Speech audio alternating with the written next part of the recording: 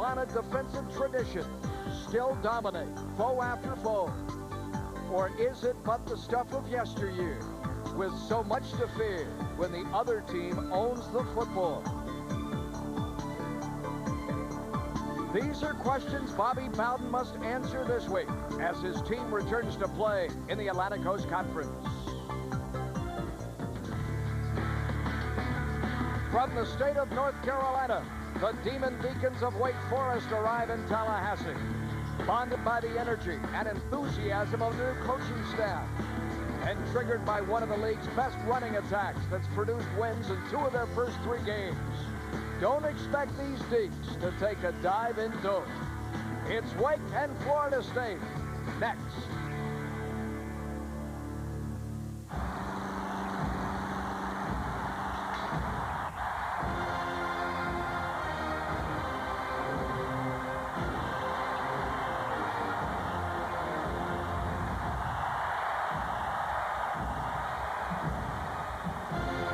Welcome to the capital city of the state of Florida. A gorgeous evening here above the Capitol Dome where Old Glory flies proudly, as it does, over fabled Doak Campbell Stadium, where this evening 2 teams from the Atlantic Coast Conference collide. Their records nearly identical, their attitude much different. The Demon Deacons delighted they've won 2 of their first 3. Florida State reeling following last week's shocking setback in Chapel Hill. For Bobby Bowden, how does he overcome the fact he was beaten by the Tar Heels? For Jim Grobe, delighted he's won 2 of his first 3 in his first season as the new head man in Winston-Salem.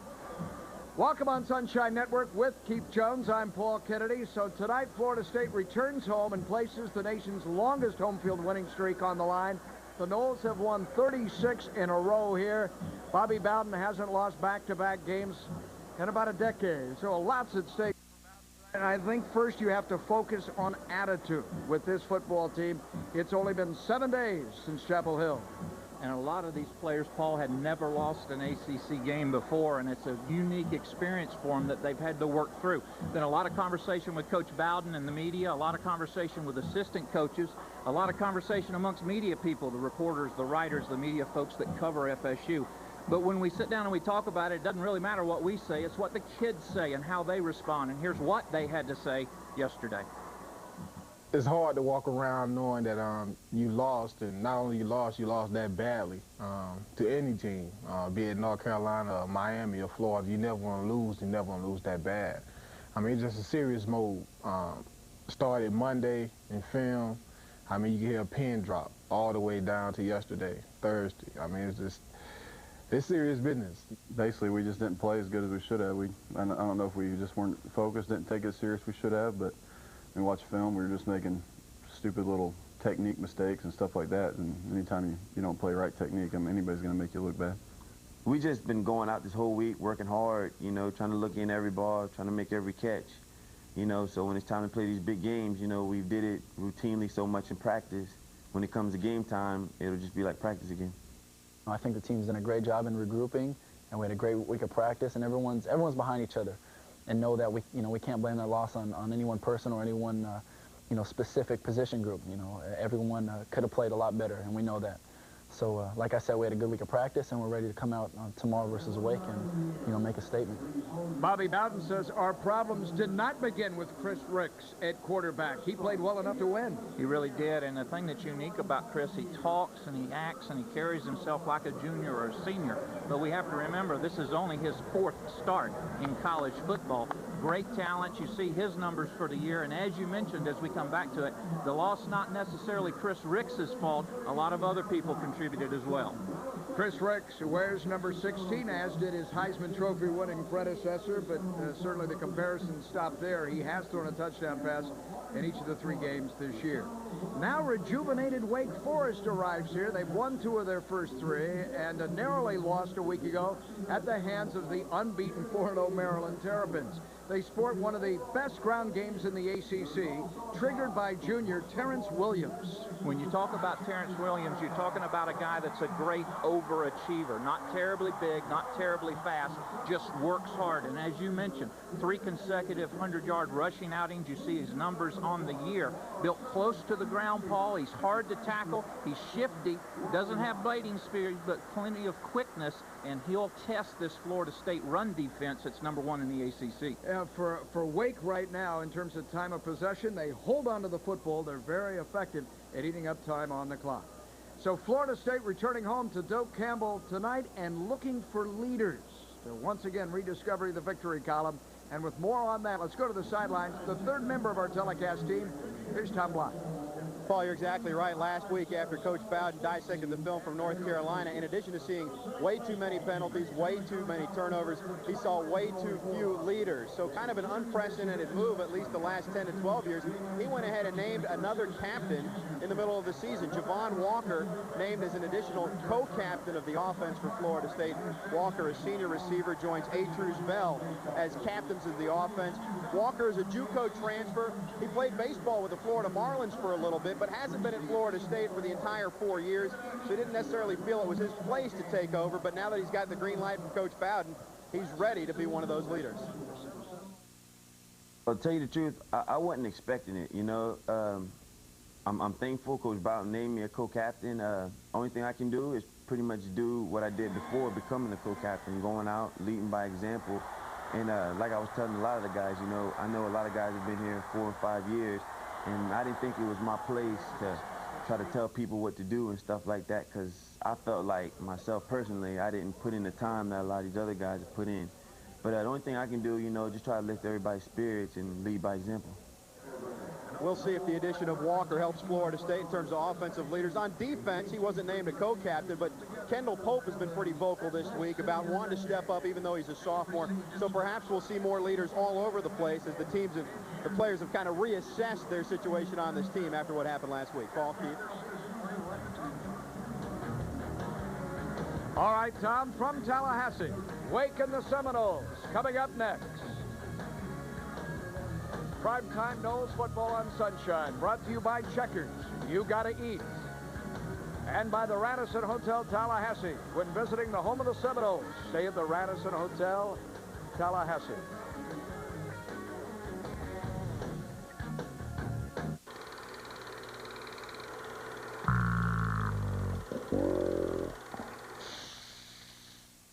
Order a milkshake as a token of your own appreciation. Well, you've completed your grill training, so I'm proud to make you one of us. Does that mean I'm ready to make hamburgers? Steak and Shake, famous for steak burgers. Bean crock.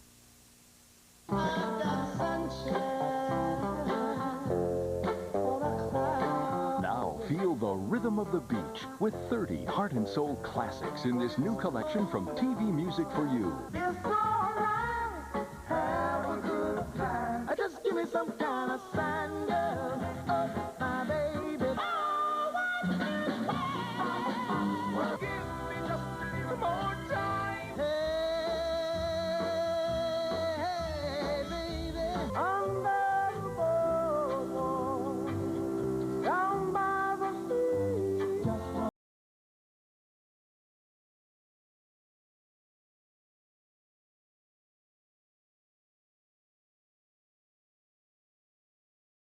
Call this toll-free number now to order Rhythm of the Beach. 2 cassettes, $19.98. 2 CDs, $26.98. Plus $5.50 for shipping and handling. Have your credit card ready and call now. Wake Forest and Florida State, it's beginning to feel like autumn here in Tallahassee. A gorgeous evening. Bright blue sky, the sun setting, the long shadows as you see. What a raucous day it's been around the world of college football. And now Florida State taking nothing for granted as Wake arrives.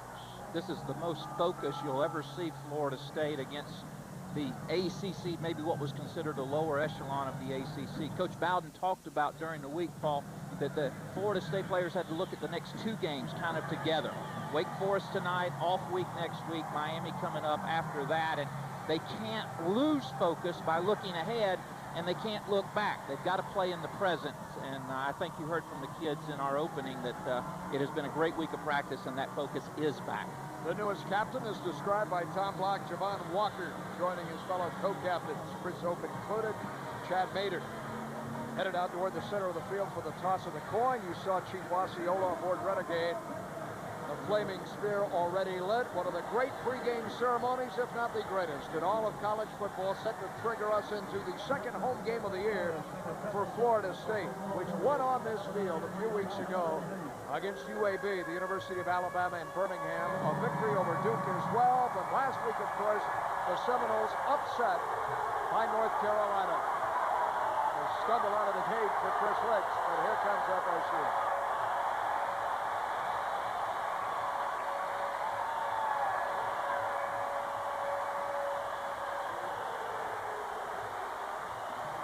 What a difference a week can make, and certainly North Carolina playing today in Raleigh and beating up on NC State adds credence to the fact that the Tar Heels are better. The entire Atlantic Coast Conference is better than it has been in years. As you mentioned, you've got Maryland sitting atop the ACC, as it were, 4-0. We've got a great game going on with Clemson and Virginia, as it were, and it's just amazing what's happening in the ACC. You know, Coach Bowden, as you see, Osceola, Chief Renegade. Coach Bowden said during pregame and during the preseason, Paul, that the ACC was going to be much stronger this year. He just didn't know it might mean that Florida State had to lose one in order to make that happen. Awaiting the toss of the coin between our captains. Hope he has a strong right arm. Sure he does. Our referee, Tom Zamorsky, has the captains at the center of the field for the toss of the coin. This crew, of course, is signed by the Atlantic Coast Conference and Commissioner John Swafford. So Wake, a solid staff headed by Jim Grove, longtime assistant at the Air Force Academy, has reinstilled confidence in what is a veteran team from Wake Forest. We'll talk about this throughout the evening. Jim Caldwell, dismissed after last year, did not leave the cupboard bare. He now, of course, is with the Tampa Bay Buccaneers. His former team has won the toss, elected to defer until the second half. And now with the Seminole logo at the 50-yard line cleared, the celebration we all treasure.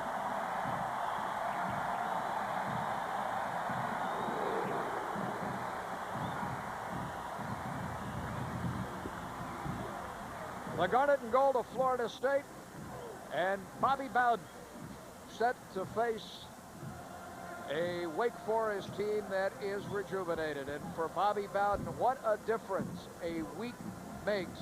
Are the Noles ready to play tonight? Well, that has happened in the past. What will happen this year, I don't know. This is a different ball club. This team has to go out and establish their identity. We can't live off what happened last year or the year before, So how are we going to respond? I don't know. I'm anxious to find out.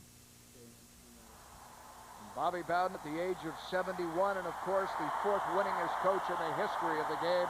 317 victories, facing Paul Bryant across the field in just his first season at Wake Forest, following 6 at Ohio University. Jim Grove, his thoughts on arriving in Tallahassee. Oh, I think they're really good. I think they turned the ball over too many times last week, and that got them in trouble. But talking about a very talented football team that really has a combination of speed and size and power that you look for in a football team. So they're very impressive on film. Jim Grove, who said he thought Florida State would have a tough time in Chapel Hill because of North Carolina's veteran defense and the fact Florida State's offense was so young. Said he wasn't surprised that UNC won the ball game. The only shock to him, like the rest of us, was the score. Grafonso Thorpe, Nick Maddox for Florida State. The kicker for Wake is Tyler Ashe, Sr. We are underway on a gorgeous night for football. The ball kicked toward the sideline, and here comes the Tallahassee native in front, out across the 20-yard line to the 22. A 20-yard return for the man they call Crow, the freshman, right here in the Panhandle. And now the Seminoles on offense to get it underway, quarterbacked by Chris Ricks. We take a look at the checkers starting lineups this evening. Santa Margarita, California, Rancho High School. Again, only his 4th varsity game of his career, his numbers so far. To throw on first down and throw deep down the sideline, and it's batted away, incomplete. Marcus Magruder on the pass intended for the freshman in P.K. Sam. Now our checkers starting lineup this evening. And a look at Florida State. Maddox and McCray in that backfield. Atruz Bell, Javon Walker. The tight end listed is Carver Donaldson. We see on first down P.K. Sam in a 4 wide receiver look. And up front, the 2 Williamses. Brett, along with Milford Brown, Antoine Marambo, and Montre Holland Todd, of course, the other tackle for Florida State. On the roll. Throwing on the run, and it is caught by Atruz Bell across midfield to the Wake Forest 45-yard line. Obi Chakuma, the free safety, clotheslines him down. They pick up 32. For Wake Forest in a 3-4 look, Nate Bowling, Monteek Sharp, Calvin Pace. The linebackers, 4 of them. Ed Corborough-Corgi, along with Mike Hamlar, Kellen Brantley, Marquise Hopkins, and the secondary of Williams, Chakuma, Duncan, and Marcus Magruder. Seminoles moving key early. Florida State coming out throwing the ball, and this is what happens when you make a mistake. Picked off Kellen Brantley from Miami. As Florida State worked to set up the screen, the linebacker picks it off and races to the Florida State 30-yard line. Well, unlike last week when Florida State opened up with 8 consecutive running plays on their first 3 series, Florida State in their 3rd play of this series throwing the ball, just a little overthrown there, trying to get it to McCray right into the arms of Kellen Brantley, and Ricks comes back and pushes him out of bounds. But Wake Forest with great field position as they take over on their first series. Another look on the roll, and he just threw high. Ball. Loose ball on the field. Fumble. Back at the 33-yard line. Junior quarterback James McPherson starts for the first time this season at quarterback. He could not handle the snap from center. His running back Terrence Williams falls on it. There is McPherson. Anthony Young has started the first 3 games. We will see McPherson and Wake go without a huddle a great deal this evening. They run the no-huddle offense as well as Florida State does. A 3-receiver set. In motion, John Stone. Have plenty of time on the play clock. 15 seconds there for McPherson to check. Still 10 on the play clock. Again, Stone. Inside to Terrence Williams. Jeff Womble, the nose guard, with this stop. Here is Wake looking at 3rd down offensively. As we set them up front, their backs and receivers. Obi Mahaley is the fullback in front of Williams. And John Stone, very fleet of foot, will also run the ball as play the wide receiver position. Tyso, Playbo, Michael Collins, Vince Angelino, Mike Leesburger, Tim Bennett. Tackle to tackle, our checkers starting on it. 3rd down and more. And McPherson sacked back at the 41-yard line by Florida State. Busted play. And Florida State's defense has come on and forced the punt here quickly. The lineup. Charles Howard gets the start tonight. Alonzo Jackson on the other side. Dockett and Womble in between. Kendall Pope, Bradley Jennings, Michael Boulware, and a change in the secondary. Sanford Samuels goes to the left side. Rufus Brown will work the left, with Chris Hope, the captain, and Abdul Howard, who made 12 tackles last week in Chapel Hill. McPherson, the quarterback, also punts. He angles this toward the corner. And they narrowly missed downing it inside the 5-yard line. Wake probably should have been able to do that. Marcus Magruder was there, got a little too greedy. It bounds into the end zone. Give credit to Stanford Samuels, though. He was one of the bullets, was Magruder, and Stanford Samuels actually knocked him down. That's why he was late getting back there trying to down that, as you mentioned, inside the 5. So Florida State from its 20-yard line is the Seminoles huddle. On the sideline before coming onto the field. This might be a very rapidly played game. We might see it at this pace throughout the evening.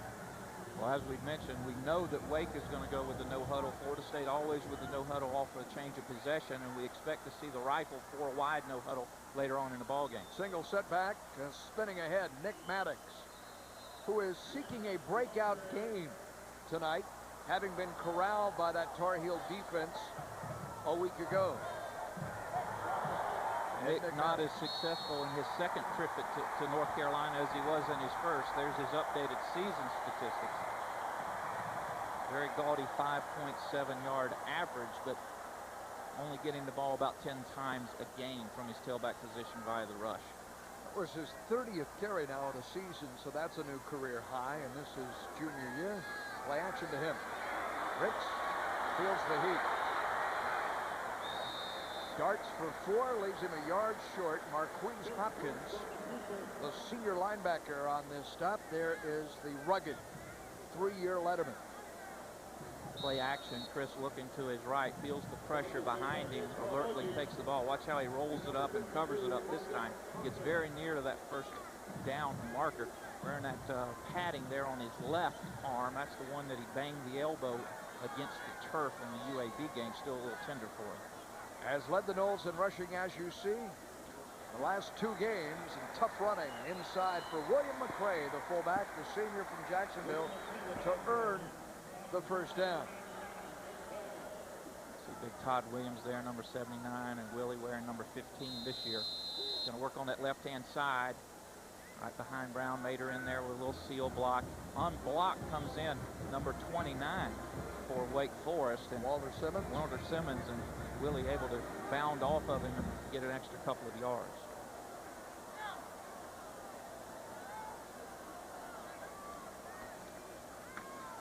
Maddox hit the backfield. Down he goes, back at the 29-yard line. Good penetration by Kellen Brantley, already with an interception.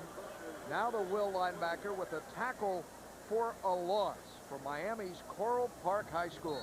Brantley and Hopkins, the 2 interior linebackers in this 3-4, are the most active, and they are number 1 and 2 in tackles for Wake Forest.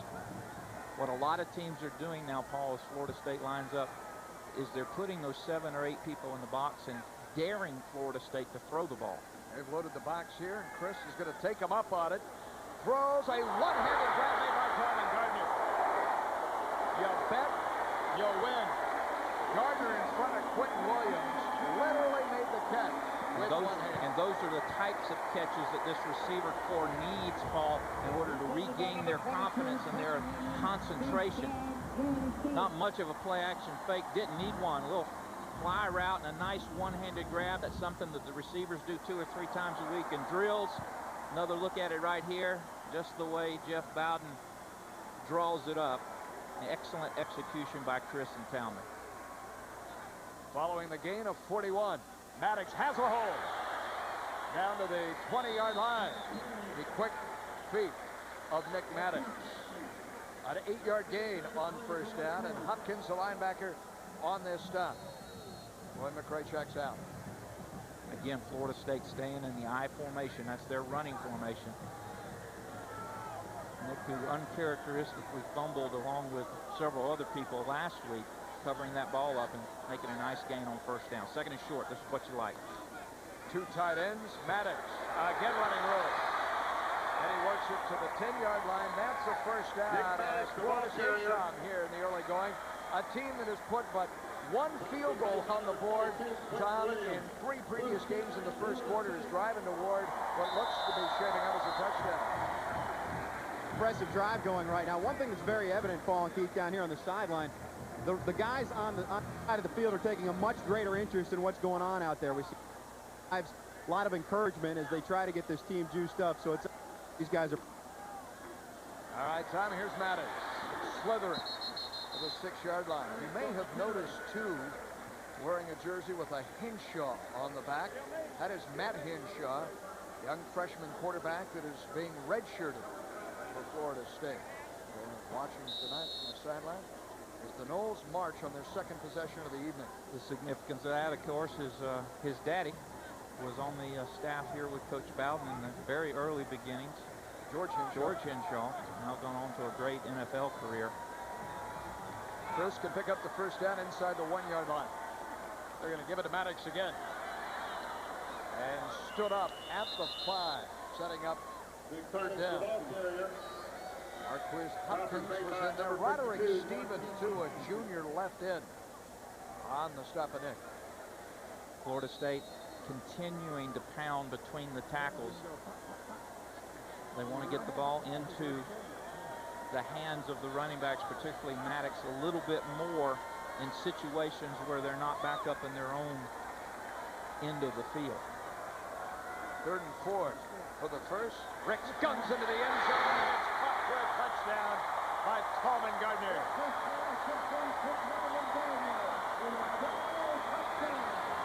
Florida State's very first quarter touchdown of the season.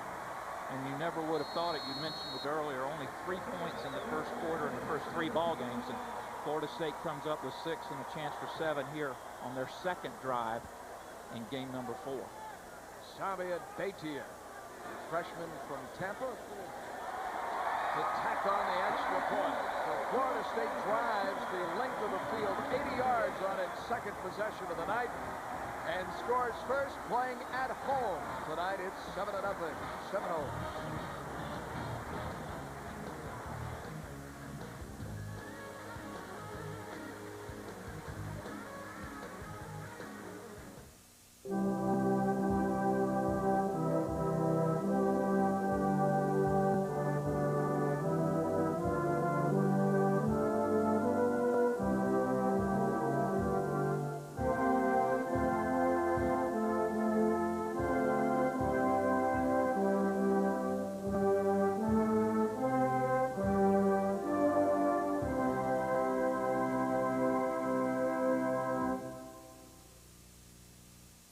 Is your cartridge out of ink? Don't replace it. Refill it with the Universal Inkjet Refill System. It works with all inkjet printers or fax cartridges for only $5 per refill. Fill the injector with ink from the bottle and insert it into the cartridge. That's it. Place your cartridge back in your fax or printer. Universal works with any make, model, inkjet printer or fax. I have a home business, and it used to be such a hassle for me to run out and get a replacement cartridge.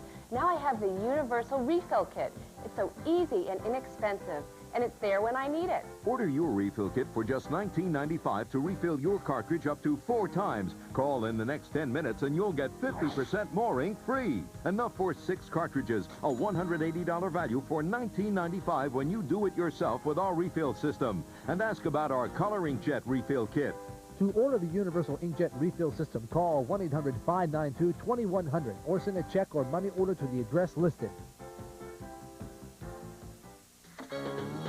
Jacksonville, Orlando, Miami, Gainesville, Tallahassee, Tampa. Your town, your team. And every weeknight, Sunshine Network and Nextel bring you your sports news. Barry Milligan and Tom Block anchor a lineup of reporters from around the state for all the highlights, sound bites, interviews, and discussions. Sports news that matters most. Nextel, Florida Sports News, tonight at 10 on Sunshine Network. Tallman Gardner, who made a sensational one-handed catch, covered about half the length of the field, 42-yard gain, fittingly gets to catch the touchdown. Nice read by Chris that time, and a great route by Tallman. Worked down against that inline and then back inside for his 3rd touchdown reception. You see the new co-captain, Javon Walker, one of the first over there to congratulate him. Remember a year ago when Atrus Bell, every ball he touched seemed to be a big play or a score? Tallman has that sparkle in him this year. That's his 6th catch of the season, make that his 7th catch. And he scored 3 touchdowns. 10 plays, 80 yards, almost 5 minutes on that drive. This is John Stone, one of the great kick returners in Wake history, and he shows you why with blocking. Out to the 40, he's got great track speed, and he's down the sidelines, finally out of bounds at the Seminole 36. He'll remind you of someone else that wore number 2 that happened to have another colored jersey on. Let me tell you something, folks. This kid can run. ACC 100 and 200 meter track champion, and Jim Grove told us, you see, he's a football player. See how he changed that arm over just like you teach? He's a football player that runs track. He's not a track person trying to play football, but I believe that this will come back. 5-yard penalty from the spot of the foul. First down. This is an unusual call against a team in possession of the football. It is a blow to the face mask by one of Stone's blockers. Well, after 14 penalties last week, Florida State will take any type of call, whether it's unusual, regular, or otherwise. There's a tremendous crowd here this evening, and I have to be honest with you, I think in the eyes of many, far more than we expected to see. But Doak looks packed as Anthony Young runs the option and explodes down the field. He too a track star, and Wake has scored. There are no penalty markers this time. 71 yards on Anthony Young's very first career carry in Tallahassee. This should come as no surprise to the Florida State defense in that Anthony Young, the second of the two quarterbacks that rotate, is the third leading rusher for the Dukes. Option attack, and nobody picks up the quarterback. Busted covers there. Abdul Howard running up. Not sure who had who, but Howard runs right by the quarterback. Two people on the pitch man, nobody on the quarterback. Tyler Ash will tie this football game following the longest run of the season for Wake Forest. Anthony Young takes over for James McPherson. Platooning quarterbacks, and it's Young racing untouched, 71 yards.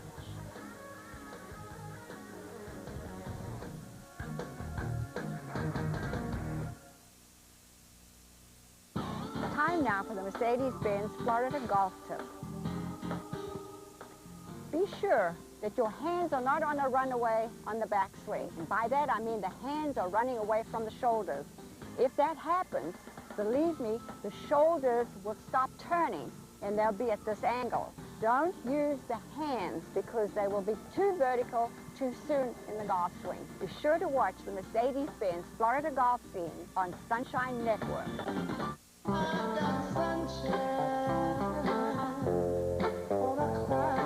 Now feel the rhythm of the beach with 30 heart and soul classics in this new collection from TV Music for You. It's alright, have a good time. Just give me some kind of sign, girl. Oh, my baby. Well, give me just a little more time. Hey, baby. Under the boardwalk, down by the sea.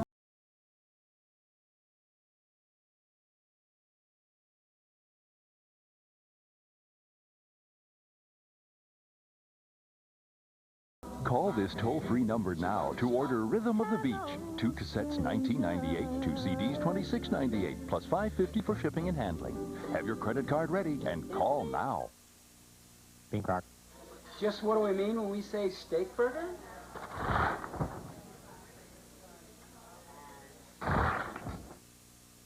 Pink Rock. Just what do we mean when we say milkshake?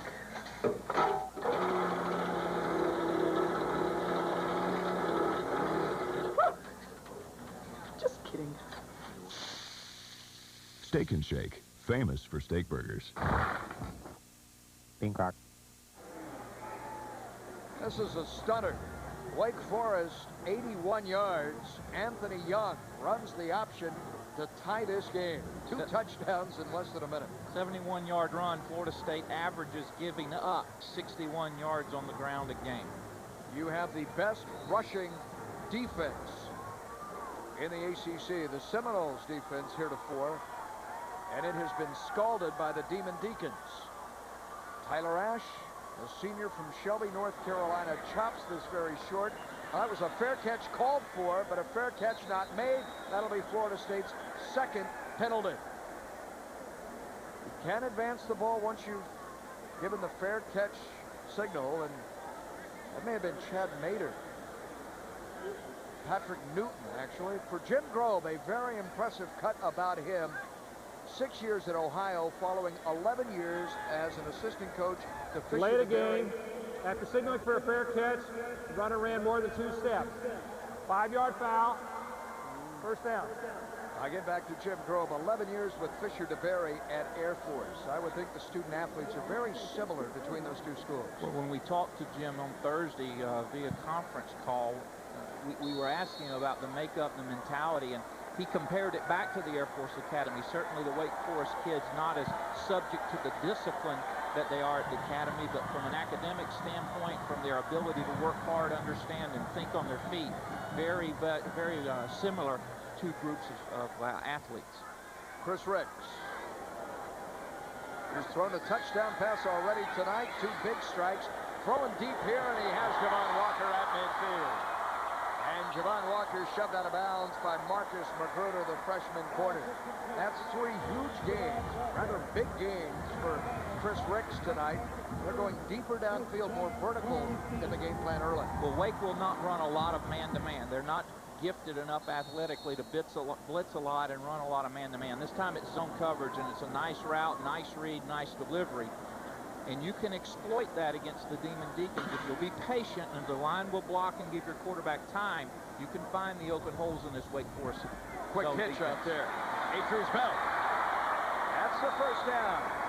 A gain of 12 following the strike for 31. Recall a week ago in Chapel Hill, not to harp on this, the Seminoles' first 8 snaps of that game were all some pretty vanilla runs. See a lot more creativity in the play calling, a few more plays added to the play book. And Florida State offensively responding to that. Donaldson, the tight end, set to the near side. Andrews Bell, his numbers, and there's Maddox. Inside the 25 for Nick. So obviously here early, the passing game opens up and forces Wake out of the box. All those helmets stacked up in the line of scrimmage, creating room for Nick. And, you know, the age-old school says that you have to establish the run in order to throw the ball. And Coach Bowden just throws that out, though. He doesn't believe in that at all anymore. He says you can establish the pass in order to open up the run. But it's hard to do when you've got a first-year quarterback that's only started 3 or 4 ball games. He looks sharp tonight. Play action again, zipping it down the field. Incomplete. The tight end has become a significant part of this offense in each of the last 2 games. It was Carver Donaldson's turn here.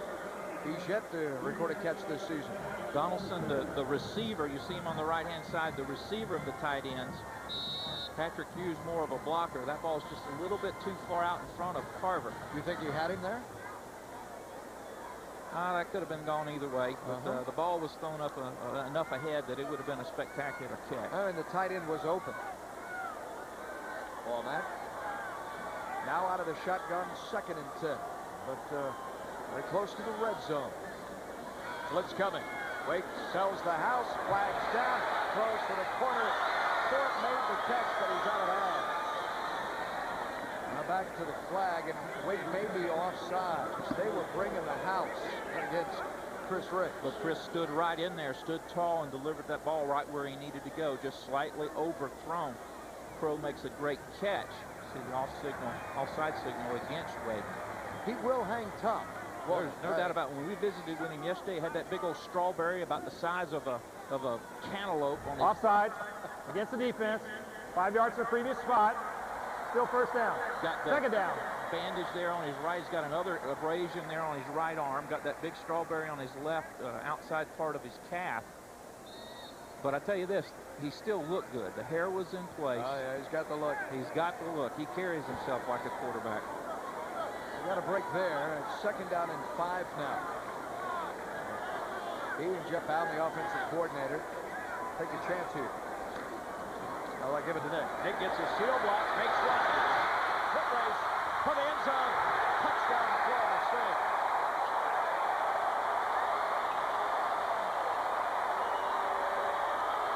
He looked to get in from 17 yards out.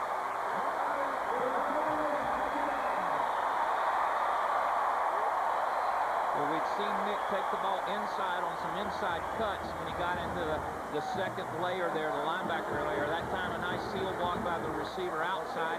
He bounces it outside and shows some pretty good speed getting by one and getting into the corner.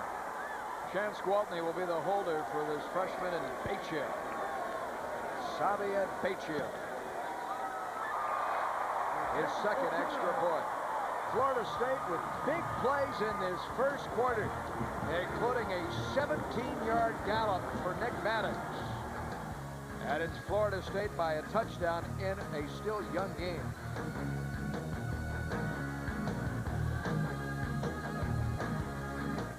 So you say you're the football expert in your office? Well, prove it. Log on to SunshineNetwork.com and make your picks in the Recreational Factory Warehouse Football Pool. You can play by yourself or form a league with friends and coworkers. Test your knowledge against Sunshine Network talent such as Pat Clark and Barry Milligan. Make the right picks and you can win great weekly prizes. Be the best at the end of the season and win a spa or pool table from Recreational Factory Warehouse. So log on today at SunshineNetwork.com.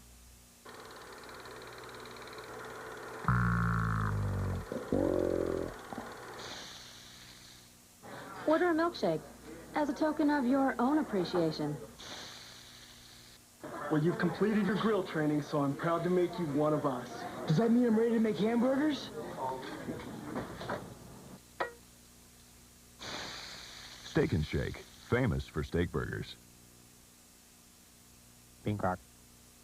Hey, sweetie, did we pay this Dish Network bill? Yes, I made a quick call and switched us to credit card auto pay. It's automatic every month. We don't do a thing. Dish Network offers credit card auto pay. Once you sign up, your bill is automatically paid each month. No late fees, no checks to write, no mailing hassles, and all major credit and debit cards are accepted. One less stamp, one less check to write. Save a little time, save a little money. Thanks to me.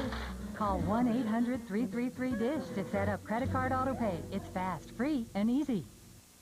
When you have money problems, just going to the mailbox can be frightening. It's the same when the phone rings. You know it's another creditor. I thought bankruptcy was the only way out. And then I called Ameridebt.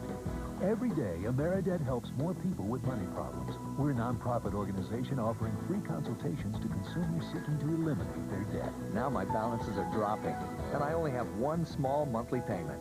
Call this number regardless of your situation. Ameridebt, helping America get out of debt. A first quarter filled with big plays, huge plays in this game so far. 14-7, and Nick Maddox with his helmet now off, number 20, having raced 17 yards for the score. And there's no one happier to get back on the playing field than Nick Maddox. That's not pleased with how the offense performed, was not pleased with how he performed last week at UNC. And you've seen some enthusiasm from a rather subdued and laid-back kind of guy. Likes to do his talking with his feet.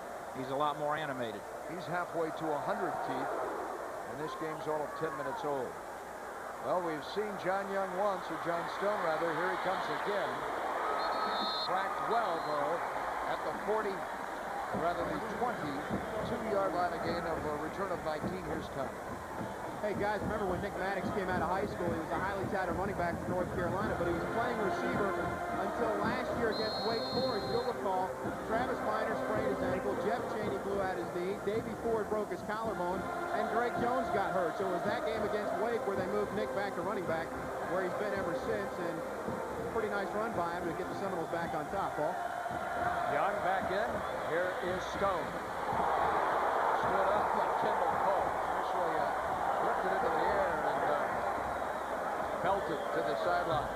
Kendall Pope is having a tremendous season, this sophomore from Fort White, Florida, the second-leading tackler on the year. He reads this nicely and a great athletic ability to move down the line of scrimmage. And watch this. The first thing that hits is the back of the shoulder blades. And we talk about monster, Bradley Jennings, and his ability to pop people, but 217 pounds, Pope can bring a load too, and has really matured into his role. Played behind Tommy Polley last year. Polley now with the Rams in the NFL, and Pope has stepped right in, making and continued to make big plays. So much is made over all the changes on the offensive side of the football. What about all conference players like Polley and Derek Gibson and leading tackler Brian Allen. And Tay Cody and Cookie Thomas and Jamal Reynolds and David Warren. Second down following a gain of 7. The long pitch out to Terrence Williams. And Williams has a knack for finding where the first down marker is. And I think he got it into a cloud up at the 34-yard line. That looks to be a first down for this junior from Wilmington, North Carolina. His head coach will tell you he's only 170 pounds. He doesn't look like the meanest, toughest guy, but he moves the marker. He moves the chains for Jim Grove. And a tenacious worker on the practice field and in the weight room. Out of the gun. Batted into the air, incomplete. That was Chris Holt, senior captain of free safety, in coverage on the play, working against Jason Anderson, the freshman receiver for Wake Forest. It's incomplete. And a nice job by Florida State to make sure that everybody gets matched up with someone. Hope very nearly picks this ball up. A lot of garnet jerseys matching up with the white jerseys. You see Chris directing traffic, called upon to be a little more vocal this week along with a lot of people. Flying down. And the play is whistled to a halt. The Demon Deacons still looking for their first completed pass of the evening, although we've seen Anthony Young race 71 yards for a touchdown in this game. And our referee, Tom Zamorski. Before the snap, false start against the offense, 5-yard penalty, repeat second down. Jim Grove, very few mistakes this year. A win on the road on opening night against East Carolina probably looked better on Labor Day weekend than it does now, for East Carolina has struggled, beaten again today. They upended Appalachian State, which hasn't been easy for Wake to do through the years, and last week fell by a touchdown to Maryland, which is off to one of its best starts in 15 years. They're 4-0.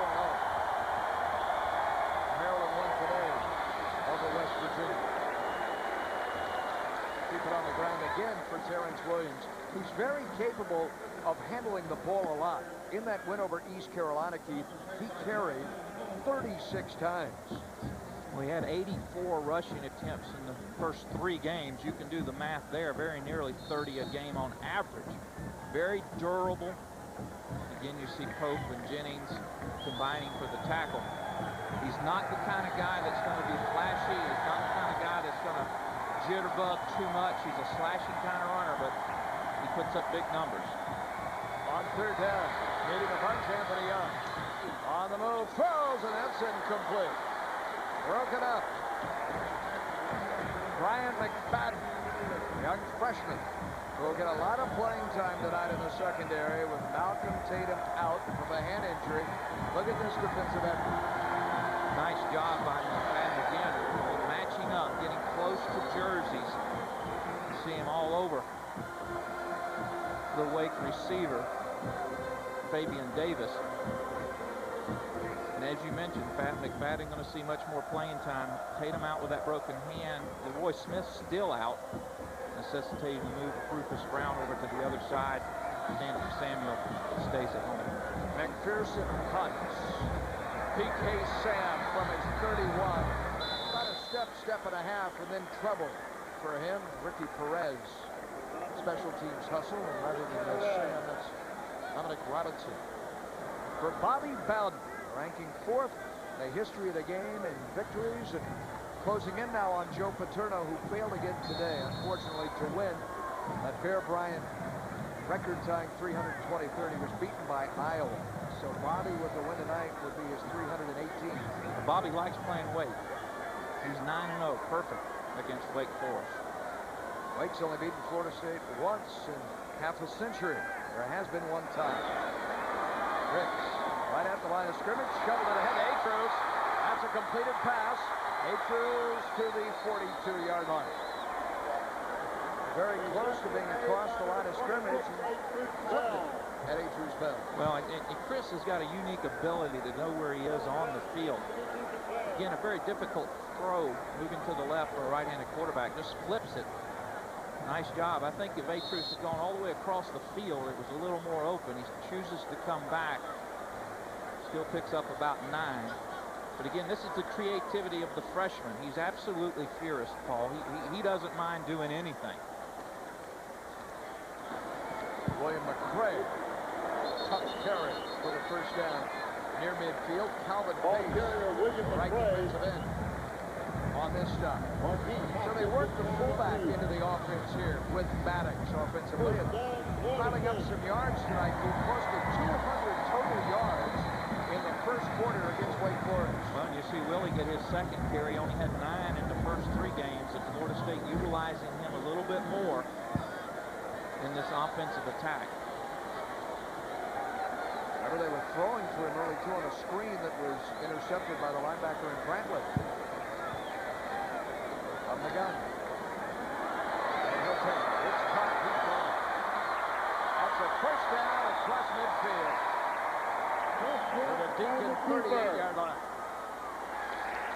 Well, don't ever kid yourself about this fact.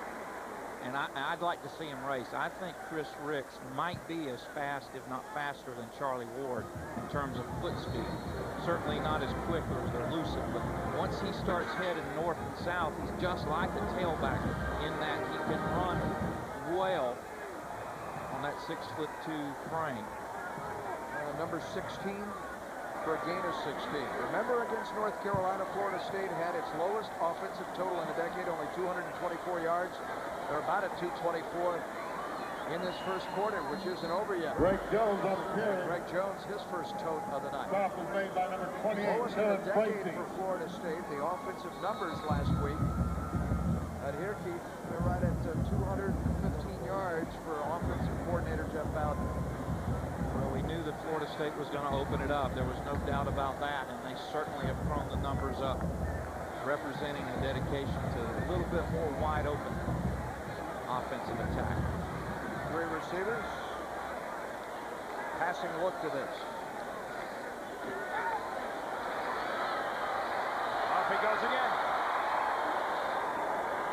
Inside the 30-yard line. The only danger, of course, is that you expose him to the big shots like one he took there. By number 28, Ron Boise and Marquise Hopkins. Well, the normal Florida State fan will love this. They say, great, we've got this quarterback that can run around, but you're exactly right, Paul. All it takes is one good hit, one misstep, one sprained ankle, catch an elbow underneath you, and you're going to be sitting on the bench for a while.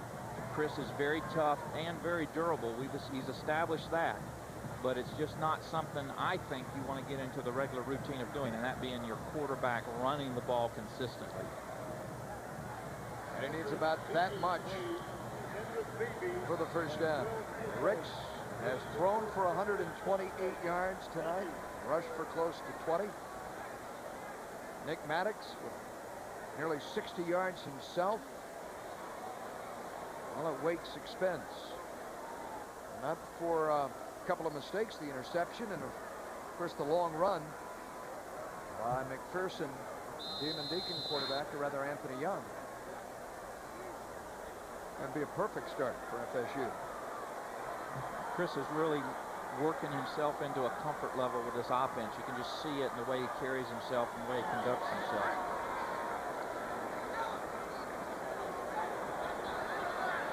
Checking off at the line. 5 on the play clock. Chad Mater, his first carry of the season, which might be the final play of the first quarter. Big Chad Mater, the senior captain, originally signed with Millsaps College, walks on after transferring to Florida State by his senior year as a captain. Here gets his first carry of the year at home in Doak through 15 minutes of football. His team, the Seminoles, lead Wake Forest in this ACC affair 14-7. Do you dread washing your car? The soap and the rubbing and scrubbing and reaching? There's a better way with the Simonized Detailer's Brushless Car Wash System. The incredible new system with the soft touch of a brushless wash and the sheer force of a power sprayer. Simply add car wash concentrate, turn on the hose, and let the Simonized Soft Touch Power Pad do all the dirty work without damaging your car's finish. The Simonized Detailer's Brushless Car Wash System is only $19.95, and it's only from Simonized, America's most trusted name in car care products since 1911. Order now and we'll include the long arm extension for those hard-to-reach areas, truck beds, even the RV. And you'll get the bug and tire brush for wheels, headlights, grills, and other projects around the home. And as an added double bonus, we'll include Simonized Car Wash Concentrate and the amazing Surge Sprayer that turns any garden hose into a high-pressure wash. The entire system of $50 value is yours for just $19.95. Satisfaction guaranteed. Operators are standing by. Order the Simonized Detailer's brushless car wash system. Call now.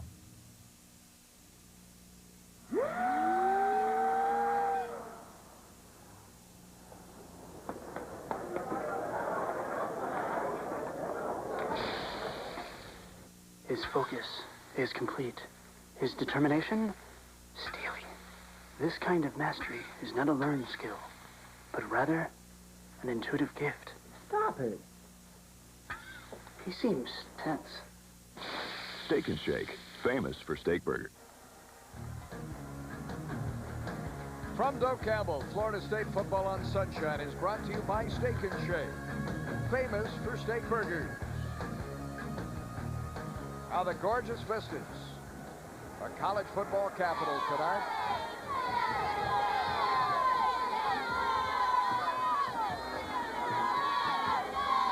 Smiles on the faces of Seminole fans. 226 yards of total offense in the first quarter. Paul Kennedy, Keith Jones, Tom Block on the sidelines. We head toward our second period of play. And on the other side, Wake Forest was 75, but 71 of those yards coming on a single carry. Great field position for Chris to open the second quarter. He steps up, he throws, and it's batted away at the goal line with a flag in. Eric King in coverage. Wake Forest cornerback on Tallman Gardner. And a flag is dropped. Go against Gardner or the freshman corner in Eric King. And it's against Wake Forest to the goal line. Nice play by King to knock the ball down. You'll see it right on the right-hand side of your screen. But he's got that left hand on the ball, and what always happens to defensive backs, he's got that right hand on the back of the receiver. And even if you're not pushing, even if you don't have pressure, you get that off arm on the receiver, you're going to get called every time for that. Well, for Florida State, it's 13th first down. For Wake Forest, this will be its 4th penalty of the football game. And the ball will be spotted half the distance to the goal, just outside the 10-yard line.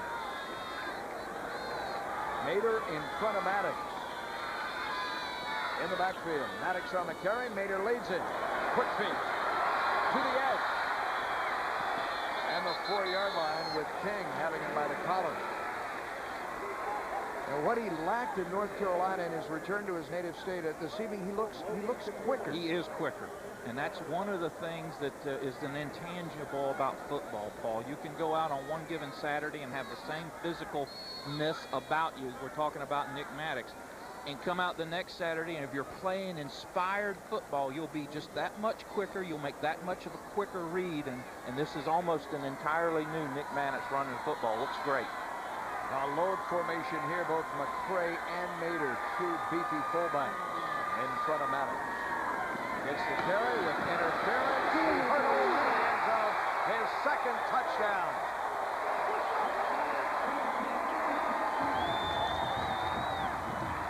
The Seminoles loaded up for Nick Maddox. And it's another 6 for Nick.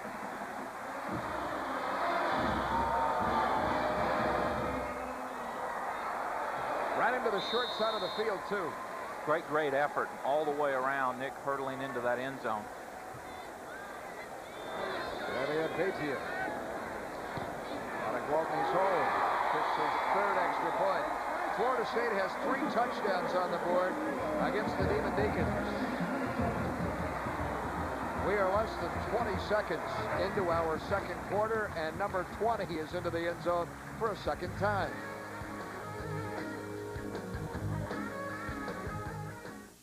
Is your cartridge out of ink? Don't replace it. Refill it with the Universal Inkjet Refill System. It works with all inkjet printers or fax cartridges for only $5 per refill. Fill the injector with ink from the bottle and insert it into the cartridge. That's it. Place your cartridge back in your fax or printer. Universal works with any make, model, inkjet printer or fax. I have a home business, and it used to be such a hassle for me to run out and get a replacement cartridge. Now I have the Universal Refill Kit. It's so easy and inexpensive. and it's there when I need it. Order your refill kit for just $19.95 to refill your cartridge up to 4 times. Call in the next 10 minutes and you'll get 50% more ink free. Enough for 6 cartridges, a $180 value for $19.95 when you do it yourself with our refill system. And ask about our Color Inkjet refill kit. To order the Universal Inkjet refill system, call 1-800-592-2100 or send a check or money order to the address listed. Time now for the Mercedes-Benz Florida Golf Tip. Be sure that your hands are not on a runaway on the backswing. And by that, I mean the hands are running away from the shoulders. If that happens, believe me, the shoulders will stop turning and they'll be at this angle. Don't use the hands because they will be too vertical too soon in the golf swing. Be sure to watch the Mercedes-Benz Florida Golf Scene on Sunshine Network. Not many people in healthcare admit that they spend most of their day with their heads in the clouds. I not only admit it, I'm proud of it. I fly for Florida Hospital, providing 150-mile-an-hour care in the air between 17 different hospital locations. We give all the hospitals in our system access to high-level specialists and some of the most advanced capabilities in the country. No, I'm not a surgeon, but I've saved lives with these blades. We call them the Wings of Hope. Florida Hospital, the skill to heal, the spirit to care.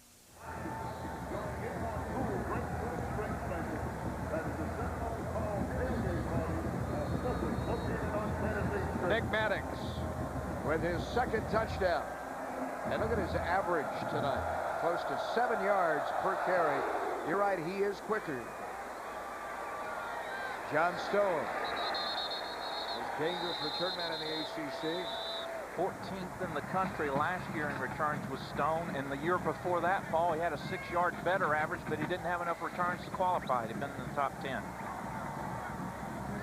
Get another look at this short side run, Keith, with the fullbacks leading the way. Well, nice job by McCray, and then just hurdles does Maddox, the lone remaining deep that was going to keep him out of the end zone. And whether he had to go over, under, sideways, or around, I guarantee you Nick was going to get in the end zone. Again, this no huddle look out of the Wake Forest Demon Deacons. They'll get to the line of scrimmage very early on the play clock, and then all their play based on the defensive scheme and formation. Here's the pitch on the edge to Fred Staten.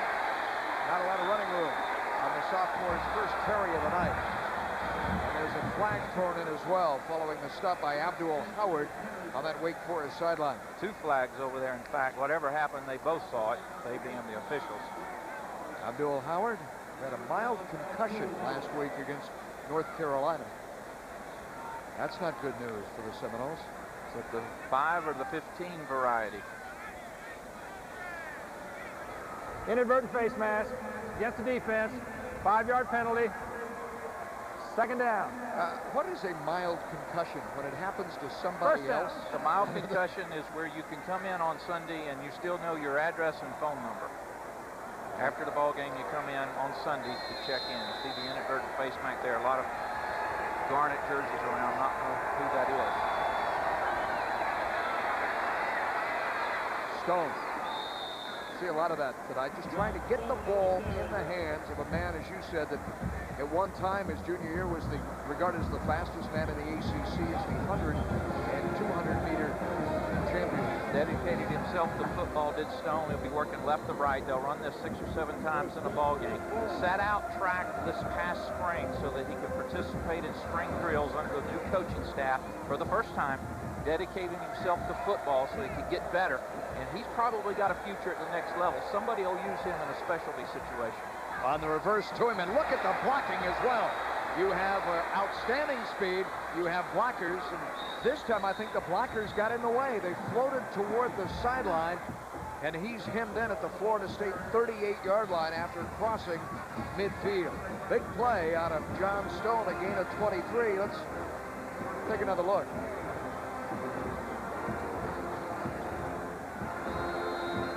Paul, one thing I just noticed, you know, with all the injuries Florida State's had this year and the attrition, remember Chris Woods left the team this week.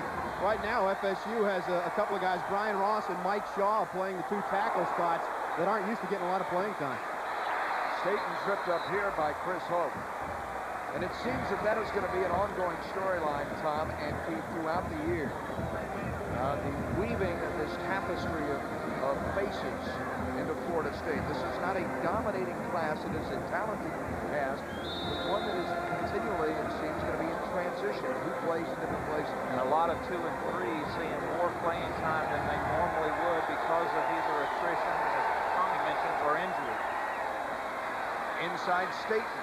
This is like single-wing football of yesteryear. When you begin to speak of men like Pop Warner, and before Bear Bryant, the formations, the angles coming off in scissor-like fashion, the traps inside for Wake Forest. And you have to be very disciplined as a defense. And one of the things this offense will do is take advantage of over-aggressiveness.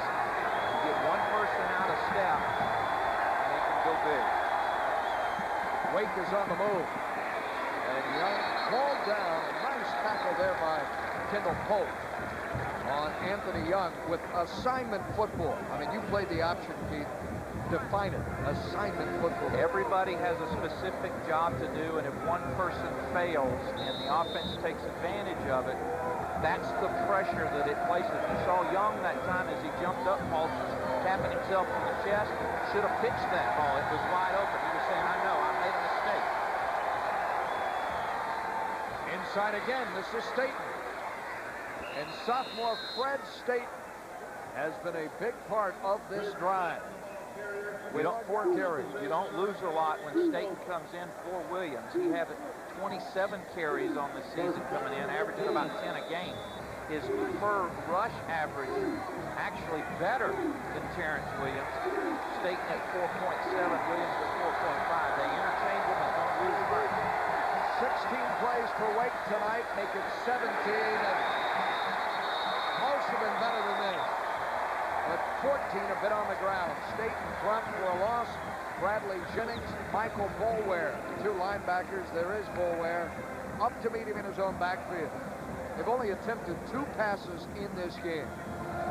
Wake averages, and we've established this, Wake averages, as you see Michael there, 220 yards a game on the ground. They do throw it reasonably well, Paul, averaging a little over 180. But tonight, almost exclusively on the field return. Against the team that is excellent against the rush. He throws it down to the 25-yard line. Picked off by Kendall Pope. Assignment football. He stayed home. And again, Paul, you can teach the assignments. You can get kids to line up the right way. You can show them schemes. But the one thing you can't teach them is how to play football. Kendall Pope, as we've talked about all season long, and last year as a freshman, he's just a football player. He has an uncanny knack to just be around the football. That time they were trying to throw the ball back to Staten. Man coverage by Florida State. Kendall's all over him and is just right in the right place at the right time. Not because he's lucky, but because he's a heads-up football player. First turnover of this game earned by Florida State, and on the carry, Greg Jones. And I believe I'm right on this. It's only the 2nd interception thrown this season, now through 4 games, by Wake Forest quarterback duo. That is correct, and for Florida State, that's only their 4th interception now in the 4th game. Oh, Wake had it going, too, on that drive. They were marching on the Seminoles and doing it on the ground against one of the league's best rush defense. And that's a testament and a credit to the Wake Forest offense and to their staff. Florida State with the big defensive turnover, now going back the other way. And leading by 2 touchdowns. As Ricks is right back to work. Out of bounds, Cruz Bell. A gain of 16 yards in front of Marcus Magruder, a freshman corner. Great read by Ricks that time. He tried to get the ball. First read would be a post route on your right-hand side going across the middle. Not open, goes back outside to a wide open Cruz Bell. Florida State converts the first down. A week ago, Wake Forest surrendered to Maryland in a loss. 519 yards of total offense, including a couple of very big scoring plays. Florida State has half that on the board right now, and Ricks will get more. He has time to set his feet. Throw for Cruz, and he overshoots him downfield. But this is shaping up to be, for Florida State, I mean, you do the math on this, it could be a 500, if not 600-yard night in terms of total yard production. Well, what you can see is the commitment of Florida State from the coaches to the players that they were going to put in the more wide-open offensive game plan. Jeff Bowden there with the headset. Conservative play calling through the first 3 games to try to give Chris Ricks the opportunity to mature into his role. And now almost Katie bar the door. Let's just do everything we can. Second man through is Greg Jones. And the sophomore from Beaufort, South Carolina, is a power running back, earns a solid 4 for Florida State. He carries about 240 pounds on that frame.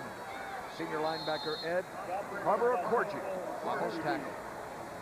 Very muscular 235, 240-pound frame is Jones. You see those big biceps, big powerful legs. The only knock on Greg right now, Paul, is he's a little slow getting to the hole. He doesn't have that explosion that he'll learn and will come with him where he hits at the point of attack quicker. Third down. Blitz coming for Wade. Against the blitz, Gardner made the first down catch. Big game for him as they pick on a freshman corner in Eric King. A gain of 10, they'll move the first down stage. And again, you see Florida State throwing the football with confidence. Nice isolation action right now. Nothing fancy. Turn inside, work outside, fingertip catch. Nice delivery, bring it in, tuck it in. We saw Javon Walker, heard Javon Walker talking about that earlier. Catch the ball, tuck it in, turn upfield. Maybe the talk of, and we certainly miss Anquan Bolden and Robert Morgan, but as this receiving corps begins to hold onto the ball with more consistency, some of that talk will die down. Ricks chased, flush to the sideline. And he has to step out of bounds. He loses close to 10 yards. Back across to his side of midfield. Now the next progression of that, and Chris would be the first to know it, once you're outside of those tackle boxes, as long as you throw the ball across the line of scrimmage, you can dump that ball out. Instead of stepping out of bounds and taking that loss, as we get another look at it, isolation action, he's going to work to his right, nothing open, he settles, now flick it outside. Don't take the loss, throw it out of bounds. There's no intentional grounding once you're outside that tackle box. I did see the staff. It wasn't a look of consternation. You live with a freshman, you have to practice patience. Easier said than done. Another blitz coming from Wade. Ricks with man coverage has Walker open. He's got another touchdown, barely. But by inches, Javon Walker just got in.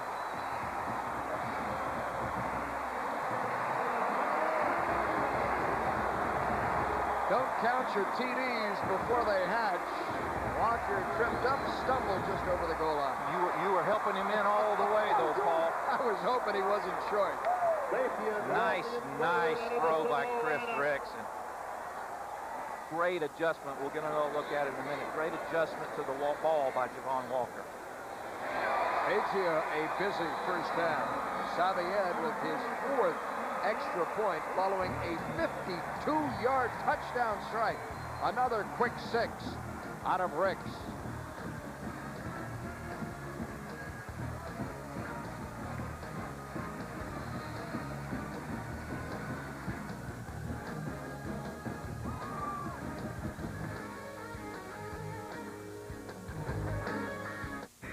Hey, Bucks fans, don't miss Bucks Diaries for all the latest Tampa Bay news.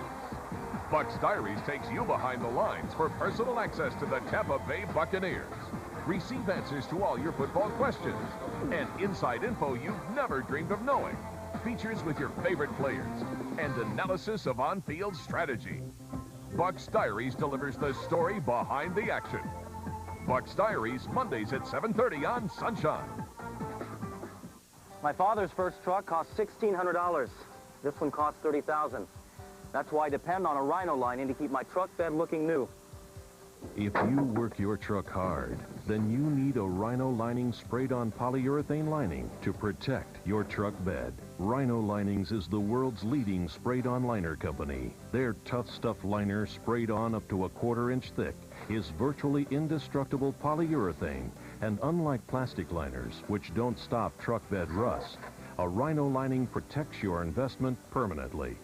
My Rhino dealer said I wouldn't believe how strong Tough Stuff is. Man, was he right. A Rhino lining only takes a few hours to apply, and it's warranted by your dealer for as long as you own your truck. Protect your investment. Get a Rhino liner. Call or log on now for a free brochure, a sample of Tough Stuff, and the name of the Rhino Linings dealer nearest you. Chris Ricks has just hurled his second touchdown pass of the first half. Nice adjustment by Javon Walker as he works back to the inside to pick this ball up and very nearly stumbles before getting across the goal line. Great recovery. You know, Javon had an 85-yard reception called back last week. That time he brings one in for 52. As you see, 7 plays, 74 yards, a little less than 2 minutes. Javon Walker's first touchdown catch of the year. That new promotion to captain. Chris Ricks has thrown for over 200 yards in the first half. Florida State has amassed 300 yards of total offense for the Old Master.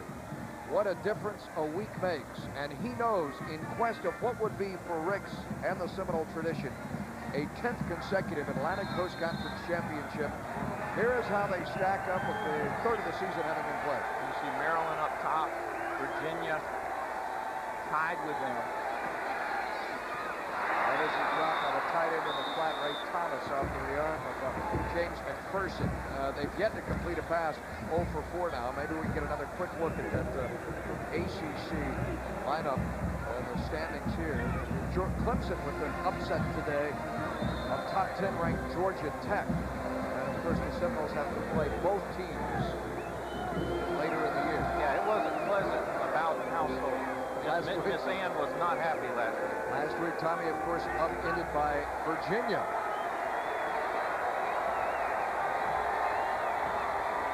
McPherson. And that is held on to the first catch, the first completed pass of this game for Wade. Freshman Jason Anderson, a tough catch from McPherson. Put a flag back at the line of scrimmage. Ground level look coming right at you.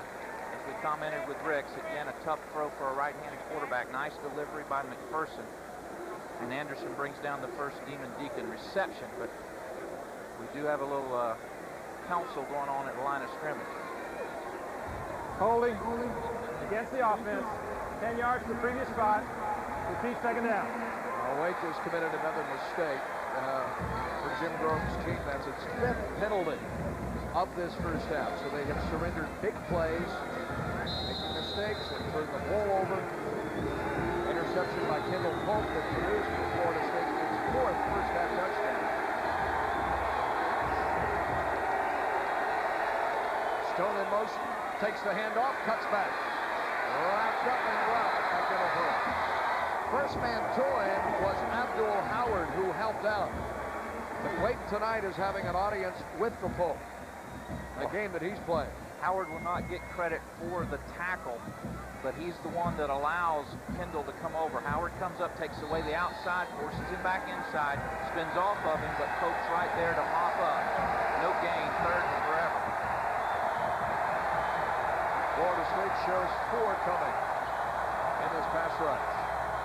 They look to trap the inside. There's going to be nothing there. Jeff Womble, number 91, the nose guard, stuffed the play at the point of attack. Florida State lining up with both their nose and their tackle right over the center, side by side. Big number 91, Jeff Womble, got in there and just disrupted everything. Was that a good job out of Mickey Andrews? I thought I read his lips. Good job. He will praise the players when they do well, believe it or not. McPherson punts at midfield. For Florida State, Dominic Robinson on this return to the 32-yard line. Great field position. A 41-yard punt, a 19-yard return. And Mickey animated during that series. You gotta love it. 30 years as an assistant coach, and he has the passion of a man a fraction of his age. A driven competitor. I keep telling you though, Paul, his grandbabies call him Pretty Poppy. I guess I'll get up the courage one day to call him that to his face, and I'll make sure I've got 2 lines of egress when I do. Well, he just has a very high standard of excellence, as Mickey. Ricks playing excellent football, receiving cross. Touchdown pass. B.J. Ward. The freshman's first catch goes for 6.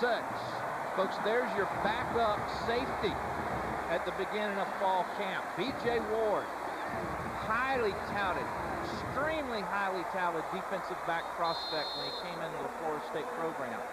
With great athletic ability, moved him over to the wide receiver side, and you saw great hands and why it's a good move. Batya, a 5th extra point.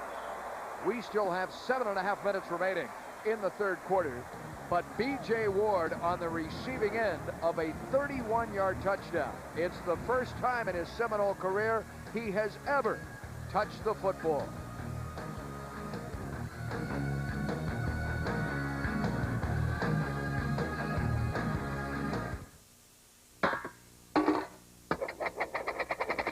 Most burger places are perfectly shaped burgers. Not us. I mean, what's more important? Better geometry or better taste? Go. Cottage cheese, french fries, coleslaw soup, baked beans, chili salad. Okay. Dallas, Illich, Snape, Deckel, Pass, Wasilok, Surfer, Nerf, Isik, Eagleduck. Wow, she really does know her platter choices forward and backwards. Steak and Shake, famous for steak burgers. They come armed with insight, knowledge, compassion, and experience. They come with a unified vision and a purpose to win. By treating more cancer patients than any other hospital in the state, Florida Hospital's team of cancer specialists, surgeons, nurses, and technicians have not only earned the respect to be called leaders, but heroes. Florida Hospital, the skill to heal, the spirit to care. Introducing the F.A. Barclay Card Premiership.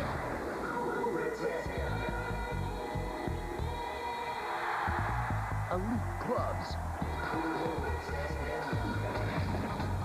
The English Premier League is. Get your week-by-week Premier League action on pay-per-view.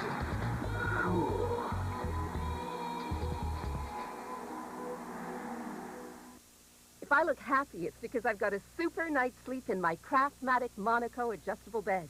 I'm also delighted because of the free TV I received. You can get a free 25-inch color TV with the purchase of any Monaco adjustable bed, too. Just call toll-free to receive this free TV certificate by mail. Call to have your free 25-inch color TV certificate and complete details about Monaco mailed to you right away. Call 1-800-514-8181. Now the special team set him up shop at the 31-yard line, and Chris, on the very next snap, fires a touchdown strike to B.J. Ward. He has hurled 3 touchdown passes in the first half tonight. Well, we heard Chris say all throughout the week that he was looking forward to the coaching staff allowing the offense to be opened up. He was ready, and so far tonight he's shown that he was indeed ready. Credit Jesse Stein as well, number 85, a transfer, something in common with Jim Grobe. He transferred from the Air Force Academy to Florida State. Jim used to be an assistant there, but Stein has kicked off magnificently this evening, time and again pinning Stone 5-6 yards in his end zone. And again, we see the rotating quarterbacks. Anthony Young coming in to play this series. James McPherson last series. And 1 completed pass in this game. Ball. Fumble. Flag down.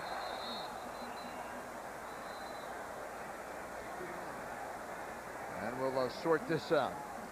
So Wake right now needs to maintain its composure because it's gotten away from them. We still have 7:25 to go in the first half. And they're trailing 35-7 here and starting to show signs of the jitters. Offsides against the defense. 5-yard penalty. First down. Step back. Let's check in with Tom. Hey, Paul, as you know, this is the first home game for Florida State since the attack on America, and one of the things that they're showing to display some patriotism, the red, white, and blue bunting around the stadium. And above the scoreboard, only the American flag is flying, not just the ACC flags, but just the American flag. And the Marching Chiefs will have a special tribute with patriotic music coming up at halftime. And we'll have that for you. Thank you, Tom, on our telecast evening. Inside handoff into Williams. Up the middle. Let's correct something here. The one completion so far in this game to Jason Anderson for Wake was erased by a penalty on the Demon Deacons. So still with 7:10 to go in the first half, either McPherson or Anthony Young have yet to complete a pass against Mickey's defense. And again, credit the Florida State defense from the pass defense standpoint. And Wake has had some success running the football. Don't go away from the thing that you do good. If this isn't going to get it back in the game. Trapping inside here, Terrence Williams, although they have rushed for 133 yards in the first half. And that's the sum total of their offense. Again, we see this fast-paced attack. They just snap the ball, run the play, line up, and then the quarterback will shout out the signal. Well, they're fast to the line of scrimmage, but not necessarily fast to snap the ball. Take plenty of time in the 25-second clock. Fabian Davis in motion. And for Terrence Williams, here his 7th carry for all of 10 yards in this first half. Eric Moore, a freshman, left in for Florida State on this stop. Williams, of course, averaging 125 yards a game coming into tonight. 100 yards in each and every game he's played, 158 against East Carolina, 116 at the expense of Appalachian State, and most impressively, an even 100 on 23 carries a week ago against Maryland. Stone to the outside. Alan Augustin flushes into the boundary, along with Bryant McFadden. Alan Augustin has had a solid start to his sophomore season, especially on special teams, and he's in there right now for Kendall Pope, giving Kendall a breather. Augustin plays on that backside, that free side, as you mentioned, behind Pope. A sophomore, great special teams player, now getting the opportunity here to get some defensive snaps. Wonderful football, sideline to sideline. Out of the gun, one hitch, heavy pressure. That could be considered a lateral to Stone. And he is spotted at the 30-yard line. They rule that incomplete, but where he was and where he threw, that appeared to be a lateral rather than a forward pass. Very close to it. Of course, very alertly, Stone got on top of it, whether he trapped it or caught it or otherwise. Coming right at you. Pressure from the backside. And Young throws it to get away from it. He's across the 30, throws to the 30. That is a lateral. That is a lateral. That's a 5-yard break. Still without a completed pass. Young now. Guess who? Don't even have to look. The second interception tonight, the first 2 of the year for the Pope. Kendall Pope at the bottom of that pile has demanding defensive coordinator Mickey Andrews actually applauding his sophomore. What a great athletic move here by Pope. Zone coverage by Florida State. They're just reading, don't want him to get outside. Gets up and gets that right hand on it, bats it to himself. And as you mentioned, the second interception here in the first half for the linebacker. Great, great effort. Add to it 4.5 tackles tonight for Kendall Pope. Tremendous game for him. And Florida State takes over inside the Wake 40, and this is Rick's territory. He wanted to go to the end zone. Instead on the run, he'll stumble to the 31-yard line. At least he got down before Marquise Hopkins. And got a good shot in on him. Trying to get the ball down the field to Javon Walker. Florida State wanting to strike quickly. Obi Chikoma, the safety, free safety, comes over and helps double on the outside, and alertly Chris picks it up. Nobody open. Just to work his way to the sideline, and not too gracefully, but at least it wasn't a flip. Florida State second and short. Jones behind a pair of tight ends on offensive formation made for the run. R.D. Montgomery, an outside linebacker, wrapped him up. There's R.D. from Wilmington, North Carolina, the tallest Demon Deacon. He stands 6'6", and he's a freshman. A wonderful future for him I think Wake is deeper on the offensive side of the ball, Keith, than they are on this side. Just the second tackle on the season for RD. He plays behind Mike Hamler to rob linebacker position. Ricks, man coverage again to Gardner. At the 6-yard line and down to the 1. He lost the ball. That is a fumble, however. Well, they'll spot him correct that at the 2. That's Atrus Bell. Atrus Bell to the 2-yard line. First and goal, a gain of 24. With those prior receptions, Atrus now with 17 games, 17 consecutive games with at least one catch. Trying to get into the end zone for his first touchdown on the 0-1 campaign. Nice delivery by Chris and works down that sideline. Oh, that's very close to being a fumble. Hopefully his knees were down. But the officials right on the top of it. Of course, Florida State will take every break they can get from these Eagles. First and goal. Inside give to Chad Mater, trying to get him a touchdown. Mater to the 1-yard line. And Chad Mater has yet to score a touchdown in his Seminole career. We told you the Brooksville, Florida senior captain has already earned 2 degrees from Florida State. That was his first carry of the season, wasn't it? Well, he had one earlier. One earlier. Had not had any since coming into this ballgame. As we've told you throughout, Wake Forest yet to complete a pass for Chris Ricks. His young career, his best night offensively.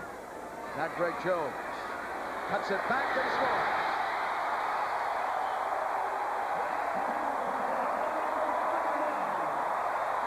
Greg Jones with the 6th touchdown for Florida State in this first half.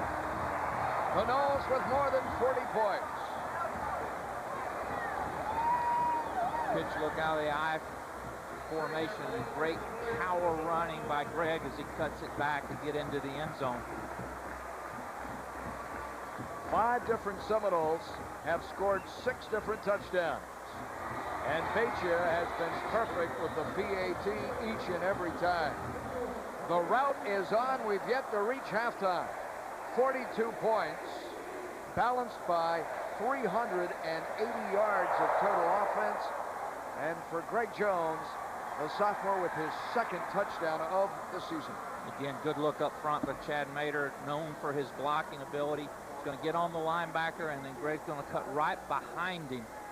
Great vision by a young running back that is continuing to develop, continuing to learn his role. Every play call has a particular way you want it to go, and then it has a secondary read. And once you get running it 10 and 15 and 20 times in a ball game, over the course of your career, you know what your options are. You see Jeff Bowden there, certainly a little more pleased with the way things are going. Clint Purvis, the team chaplain there with Greg. What a great job Clint does with these kids, particularly during the tragic death of Devon Darling during the workouts, the shooting of Eric Powell down in Orlando, and this team going through a lot of adversity, and maybe just maybe coming together and putting it together. Nearly 80,000 have come together tonight at Doak Campbell Stadium. A night in which the game is being televised live throughout the state of Florida, and of course Tallahassee and the Panhandle requires some driving for many that come from as far away as Key West and Miami. There's the former Air Force Academy cadet Jesse Stein, who's been kicking the ball into the end zone time and time again. This one is a yard deep, giving Stone a return. And he fails to reach the 20-yard line. So very good special teams coverage. Patrick Newton on this stop following the Stein kick. Well, we have a moment. Seminole Pride starts early. Florida dairy farmers are looking for the most spirited young fan. If you're between 8 and 12 years old and you love cheering on the Seminoles to win, one lucky fan wins VIP treatment, tickets to a game, an all-access tour, a chance to meet Bobby Bowden, and so much more. For information, go online at floridamilk.com or call 1-800-954-MILK. Show us your garnet and gold spirit. A spirited defense tonight, and Kendall Pope with his candidacy for the ACC's Player of the Week. The peppering shot on Fred Staten here, the sophomore running back. That is 6 tackles tonight, 2 interceptions. out of Kendall Cole. And just a softball. Those are the things you expect from a redshirt senior. We talk Marvin Jones and Sam Howard, Derek Brooks, legacy of wonderful linebackers. This is a rope to the sideline for Stone. That was well done. James McPherson on the move for the senior split in. Gain of 12. And we talked about it, but McPherson known more for his passing ability. For Coach Jim Grove there and the Demon Deacons. Anthony Young, as he showed us earlier, a little bit better known for his running ability. Very first catch of the night for Jim Grove. His offense, very first completed pass. Gain of a dozen at the 36. And a junior from Tucson, Arizona. And James McPherson takes the inside handoff. Well, actually gave it to Fred Staten. And Kevin Emanuel read it well. That didn't fool anybody. Kevin Emanuel majoring in library studies. So the librarian read it well. But he's not quiet on the football field, trust me. Nice pinch move by Florida State. Everybody going to the inside. Emanuel beating his man inside. Comes up with his second tackle for a loss in the 2001 campaign. So you have the book on that. A slant route. Well, they were lucky, was Wade, that Abdul Howard didn't intercept it. He gambled. He knew it was coming. He's mad at himself. They find the freshman, Jason Anderson. And Abdul Howard had a beat on the football and missed it. I think Abdul actually read it too quick. He actually ran by the plane of the ball and they threw it back behind me. He had such a quick break on it. All the days continue to work that unique option. They see it.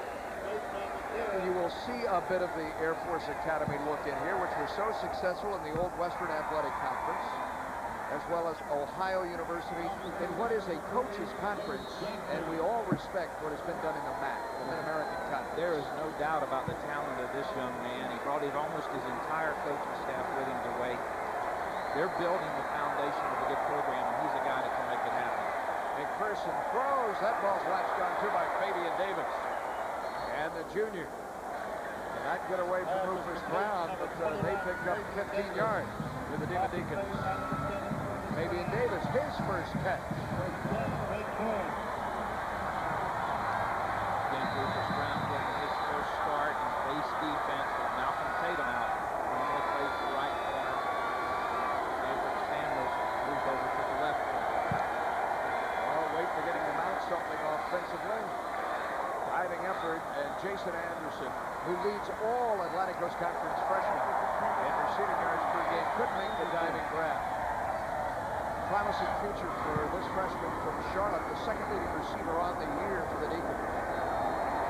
Great 16.8-yard per reception average for Anderson. Not a lot that Jim Grove and his staff can really do, but continue to work on their game plan and almost kind of ignore the score, Paul. Stone starts in motion. The pitch comes out to State, who can't get outside. And is wrestled out by Darnell Dockett. How does a 280-pound defensive tackle chase a running back and beat him to the edge? Great muscle and great determination. All of these defensive tackles from Florida State, because of injuries and the things that have happened, have had to work hard in practice and maybe in the best shape collectively that they've ever been under Coach Odell Higgins. And what that means is you're not as winded, here with 43 seconds left in the second quarter, looking forward to halftime. You're able to move laterally side to side and run down a running back every now and then. That'll get some oohs and ahs in the film room. Dominating half of play for the Seminoles so far this season. McPherson throws. He's got Staten wide open. Staten hurdles down to the 8-yard line. A play fake to Fred Staten. He runs into the flank, gets behind the linebackers, and gains 28 to stop the clock with half a minute remaining. Well, again, this play-action fake, taking advantage of Florida State's aggressiveness. That time, Kendall Pope, not sure if he's supposed to be matched up on Staten, but certainly he's trailing it. Pope looking to make something happen, gets a little too aggressive potentially, and tailback is behind him. On the end around. There goes Stone for a touchdown. Touchdown, Demon Deacons. who drive the length of the field. An 8-yard gallop by John Stone, and Wake has its second score of the night. Our check got Fabian Davis on the score. Only 2 rushes for Davis, who backs up Stone. Stone gets the majority of those carries because of his speed, but Davis takes it in for the Deacs. They score their second touchdown here of the first half. Nice march by the junior James McPherson, and out Tyler Ann. And the extra point. And the kick is through. Anthony Young had a 71-yard gallop for his touchdown. McPherson on the long march of 9 plays. Ash polishes off the PAT. Fabian Davis on the end around. Nice end around, great block on Kendall Pope, allows him to cut back inside of Bull Howard. Fabian Davis gets his first touchdown on the ground. That matches one he had through the air in an earlier contest. 10 plays, 80 yards, just a little under 3 minutes. And Stone, the sprinter, and Fabian Davis, who was an ACC triple jump champion. Also, one of the top 10 long jumpers. Yeah, he long jumped 24 feet. Fabian Davis. That's about my triple jump. Try a long jump of 24 feet. That would be 8 yards. That sprint. That is a long way in the air. That's my triple jump. About as long as his touchdown run was. Yeah. Well, there you go. But he got a running start. He could have jumped in from there. The comments of Keith Jones, Tom Block, our sideline reporter. I'm Paul Kennedy. Our producer-director tonight, Bill Moy. From all of us at Sunshine Network, delighted you could join us on this Saturday night for college football from Doak Campbell Stadium. Ash chops at the football, kicking short once again, this time out of bounds. Will be spotted upfield at the Seminole 35-yard line.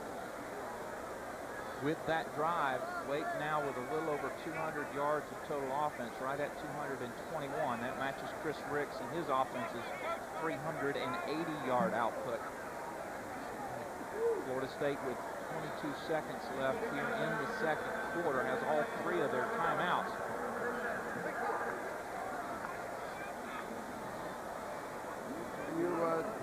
You just down it on one knee and take it to the locker room. Certainly at halftime, we look forward to the pleasure of your company. This should be tremendously exciting. A patriotic salute as performed by the largest marching band in America. The Marching Chiefs. They offered a spectacular pregame show. We'll have the highlights for you, of course, and we'll check in with Tom. Hear from the coaches. Nick Maddox, 2 first-half touchdowns from Nick Maddox. He was sterling at the outset of this game in the first quarter. Florida State led 14-7 at the end of the first period, and a huge second period, counting 42 points in all, nearly 400 yards of offense. Yes, stand on your feet, Seminole fans, says Nick Maddox. An exceptional performance tonight, returning home. 42-14 our score, and let's check in with Tom. All right, thanks, Paul. Coach, now you have to be pleased with the output of your offense. Yeah, I am. I'm pleased with every bit of it. If they hadn't got that long run, but I mean, you can't be greedy. You know, we're winning the ball game. It seems like we're seeing the development of a young quarterback in Chris Ricks. He's really showing you he's got a lot of game. Well, he really has. He brings so much to the table. He's doing better than I really thought he would at this stage. How long do you stay with him here the way the game's going? Obviously, you still want to get reps for your offense. Well, I'm not sure. Possibly come back and let him start and see if he can get another touchdown, and then go with your other quarterback. You know, he does need at least another possession. Now, if we can't move the ball, we'll have to leave him in there until we get some ball. All right, good luck in the second half. Thank you, He's a little happier this week than he was at halftime last week, Paul, and deservedly so. 42-14 Noles. Understandable, Tom. Nick Maddox tonight has rushed for 75 yards in the first half, 125 yards in all out of the ground game alone. Nick with long jaunts, including a touchdown gallop of 17. Moments ago, a second touchdown as well. Nick Maddox and the Seminoles rolling to a dominating first half performance and leading 42-14. The Marching Chiefs next on Sunshine. Jacksonville, Orlando, Miami, Gainesville, Tallahassee, Tampa. Your town, your team. And every weeknight, Sunshine Network and Nextel bring you your sports news. Barry Milligan and Tom Block anchor a lineup of reporters from around the state for all the highlights, sound bites, interviews, and discussion. Sports news that matters most. Nextel, Florida Sports News, weeknights at 10 on Sunshine Network. SunshineNetwork.com is your web source for all your favorite team merchandise. Just log on and go to SunshineNetwork.com to find the Fan Shop, an internet superstore stocked with over 5,000 different products, including team gear from all your favorite Florida teams and more. One click of the mouse and voila, you've sent the perfect gift to the doorstep of your favorite fan. This season, get in the spirit and go get them. Team gear merchandise at SunshineNetwork.com, powered by Football Fanatic.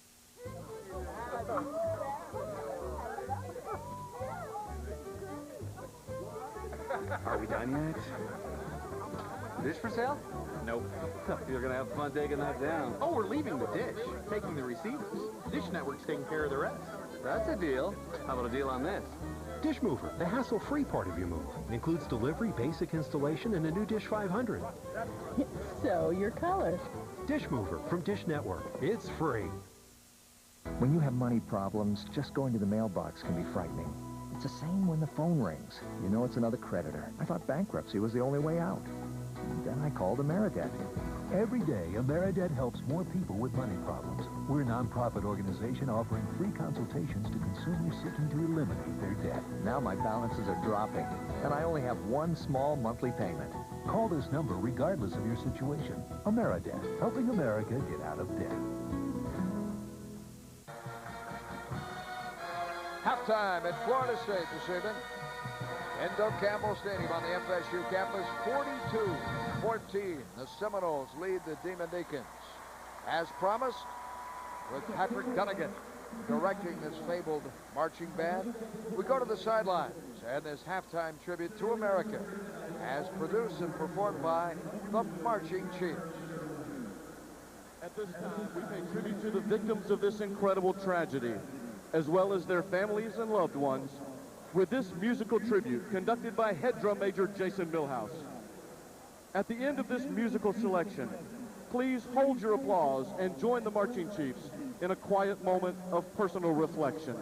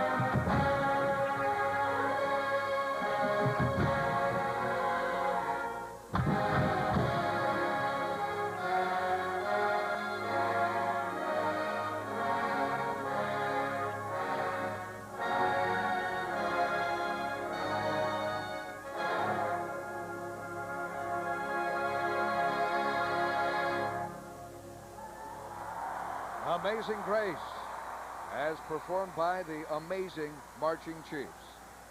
Halftime in Doak Campbell Stadium. My father's first truck cost $1,600. This one cost $30,000. That's why I depend on a Rhino lining to keep my truck bed looking new. If you work your truck hard, then you need a Rhino lining sprayed-on polyurethane lining to protect your truck bed. Rhino Linings is the world's leading sprayed-on liner company. Their Tough Stuff liner, sprayed on up to a 1/4 inch thick, is virtually indestructible polyurethane, and unlike plastic liners, which don't stop truck bed rust, a Rhino lining protects your investment permanently. My Rhino dealer said I wouldn't believe how strong Tough Stuff is. Man, was he right. A Rhino lining only takes a few hours to apply, and it's warranted by your dealer for as long as you own your truck. Protect your investment. Get a Rhino liner. Call or log on now for a free brochure, a sample of Tough Stuff, and the name of the Rhino Linings dealer nearest you. Why do we call them steak burgers? Because we can. This is what our original steak burger looked like in 1934. Who says they don't make them like they used to? Why do we slice our pickles the long way?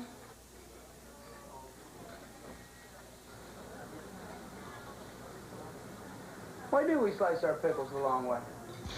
Steak and Shake, famous for steak burgers.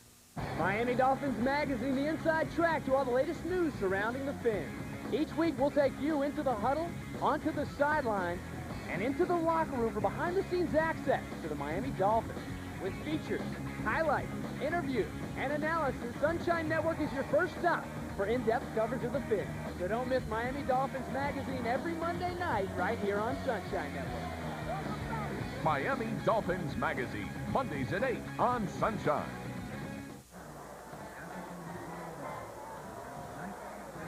We're set for our second half this evening on Sunshine Network. Great to have you along. Paul Kennedy, Keith Jones, Tom Block on the sidelines. Florida State led 14-7 at the end of the first quarter and put 28 more points on the board in the second, Keith, to lead as we head toward the third in commanding fashion. How about the numbers on Chris Ricks? 11 for 15 for 262 yards, 3 touchdowns, only 1 pick. Atrus Bell, 5 catches, 92 yards, and then the trio of touchdown receptions. Talman Gardner, Javon Walker, B.J. Ward. Gardner with 3 receptions, 56 yards. Walker with 2 at 83. And B.J. Ward, as we mentioned, that first catch, 31 yards and a touchdown. If you're just joining us, the 9-time reigning Atlantic Coast Conference champion, Florida State Seminoles, return now to the field.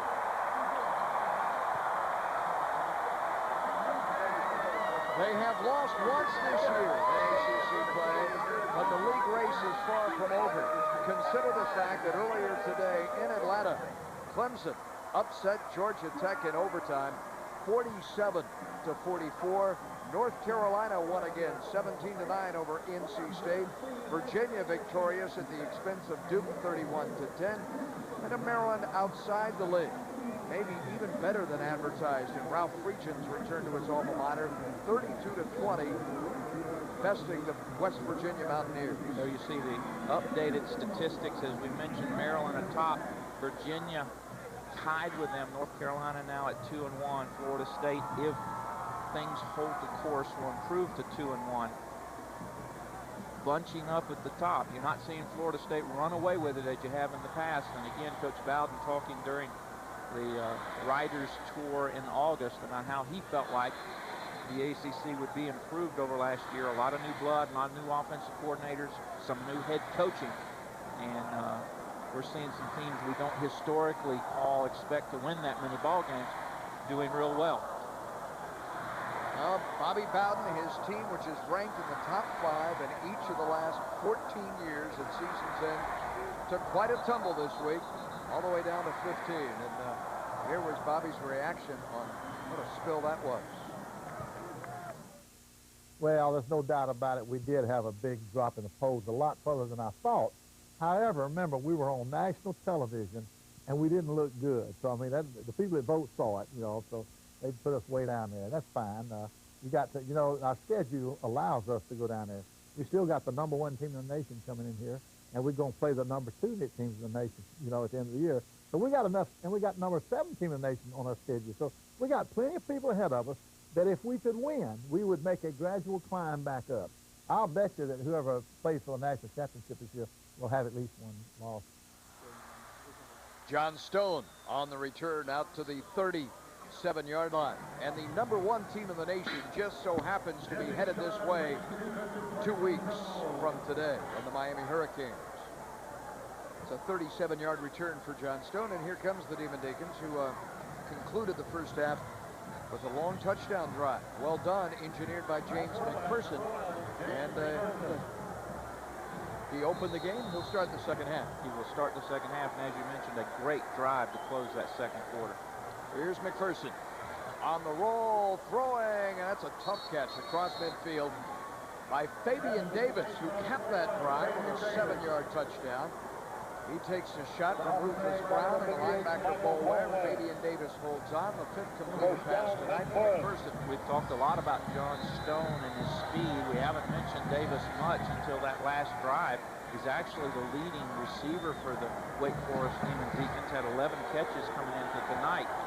And they're slowly but surely getting him into the offensive game plan. The man that's been very quiet tonight in the game plan. Terrence Williams, 2nd in the league in rushing when this day began. 2nd only to Maryland's sensational sophomore Bruce Perry. It's Perry and Williams 1-2 in terms of ground production in the Atlantic Coast Conference. Williams finishing, according to our stats, the first half with 7 carries, just 12 yards. For number 12, alone in that backfield. Davis started in motion. A pitch to Williams, and Chris Hope, the senior captain, is out there to greet him. Free safety rolled right up to him and wrapped him up. Just a 3-yard gain on something that is designed to go 12 or 15. Again, Florida State during halftime, they'll sit down. Chris Hope and company will go through the defensive scheme and the requirements that are necessary to play at home and stay at home against this option attack. Needing 2 to convert on 3rd down. Davis on the move. They'll work it inside. Now, there are linemen that are capable up front for Wake Forest. We haven't talked about the Deacs offensive unit this evening very much, but Vince Azolina, their senior center, number 53, with some push, flanked by a couple of other seniors, and Michael Collins and Mike Moosberger, the guards. So at the apex of that front, Azolina and company, they played a lot of snaps. Azolina with his 29th consecutive start for Wake Forest as well. He's a pretty good cook, we're told. Yes. Picked up a batch of pasta in no time. Vince Azolina over the football, will be snapping it from the head of the person. Oh, high, he juggles it, and is chased. Flag in. Flag in behind the quarterback in James McPherson. Azolina with too much spice on that dish to his quarterback. Must be a disciple of Emerald. Bang, pow. It was high. You'll see another look at it. Comes back hot and high. Good job by McPherson just to bring it in. Jackson misses on the outside. Boulware overruns, but plenty of Garnet jerseys behind him. Against the offense, 10 yards to previous spot. Repeat 4th down. And the holding call tonight against Wake. Just their 2nd holding infraction from Jim Grove's team. Now, Grove told us something interesting about his offensive lineman as you see the updated penalty statistic. He doesn't care to have those big 330, 350-pound monsters. He wants them to be in the 280 to 285 range and be quick, and that's the type of lineman you need in this offense where it's geared towards options and reading. Davis clear across the formation. They trap back to the near side, and there is running room for Williams against the grain. Good-looking play there. Net 7. Tom, what do you got down on the field? Williams, the ball carrier. Hey, Paul, another injury for Florida State. Jeff Womble, you can see walking around right here. He has his whole left arm taped up. He's got a hyperextended left elbow. They're kind of taking a wait-and-see approach. In other words, if the game gets interesting, he could still go, but I know they'd like to keep him out. Tony Benford has been in next to Darnell Dockett for this drive, guys. Benford wears 97, and that looks painful from this vantage point. Well, and not something you want to see because, again, Florida State, along that defensive front, with injuries and events off the field and folks terminating their career, just doesn't have the bodies they used to up front. Binford in. They trap the middle. Bradley Jennings with his 6th tackle. Defensive play by Darnell Williams.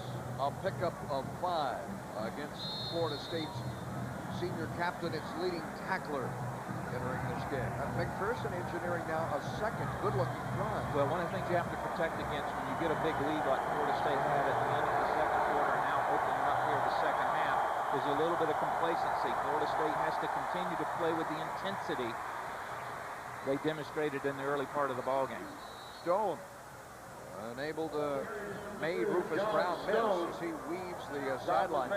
Plus, this is such an unconventional offense with which to prepare. You only spend, what, 3 days on the practice field against this? Yeah, you'll come in on Monday evening as you see them execute again and Stone kind of dance and tiptoe down the sideline. Monday evening practice, kind of get kinks out, go over a few things. Hard work on Tuesday and Wednesday, polish on Thursday. Once you get into the middle of the season, not a lot of time on the practice field to do weird and crazy things. Now, there's a lot of time on the play clock here, Keith, at 12, enabling McPherson to check the play, call it now.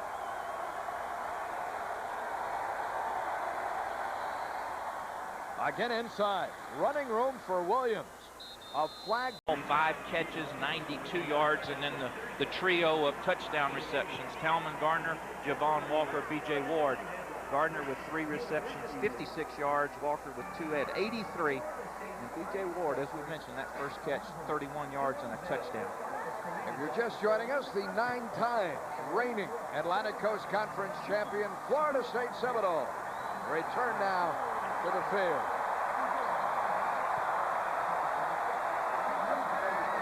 They have lost once this year in ACC play, but the league race is far from over. Consider the fact that earlier today in Atlanta, Clemson upset Georgia Tech in overtime, 47-44. North Carolina won again, 17-9 over NC State. Virginia victorious at the expense of Duke, 31-10. And Maryland outside the league, maybe even better than advertised in Ralph Friedgen's return to his alma mater, 32-20, besting the West Virginia Mountaineers. There you see the updated statistics. As we mentioned, Maryland atop, Virginia tied with them. North Carolina now at 2-1. Florida State, if things hold the course, will improve to 2-1. Bunching up at the top. You're not seeing Florida State run away with it as you have in the past. And again, Coach Bowden talking during the Riders Tour in August about how he felt like the ACC would be improved over last year. A lot of new blood, a lot of new offensive coordinators, some new head coaching. And we're seeing some teams we don't historically expect to win that many ball games doing real well. Bobby Bowden, his team, which is ranked in the top 5 in each of the last 14 years at season's end, took quite a tumble this week, all the way down to 15. And here was Bobby's reaction on what a spill that was.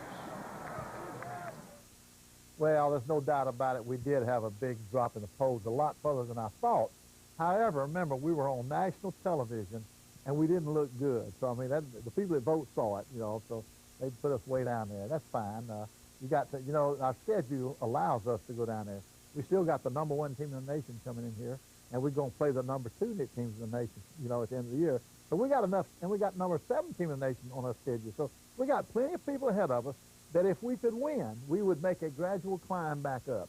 I'll bet you that whoever plays for the national championship this year will have at least one loss. John Stone on the return out to the 37-yard line. And the #1 team in the nation just so happens to be headed this way 2 weeks from today in the Miami Hurricanes. It's a 37-yard return for John Stone. And here comes the Demon Deacons, who concluded the first half with a long touchdown drive. Well done, engineered by James McPherson. And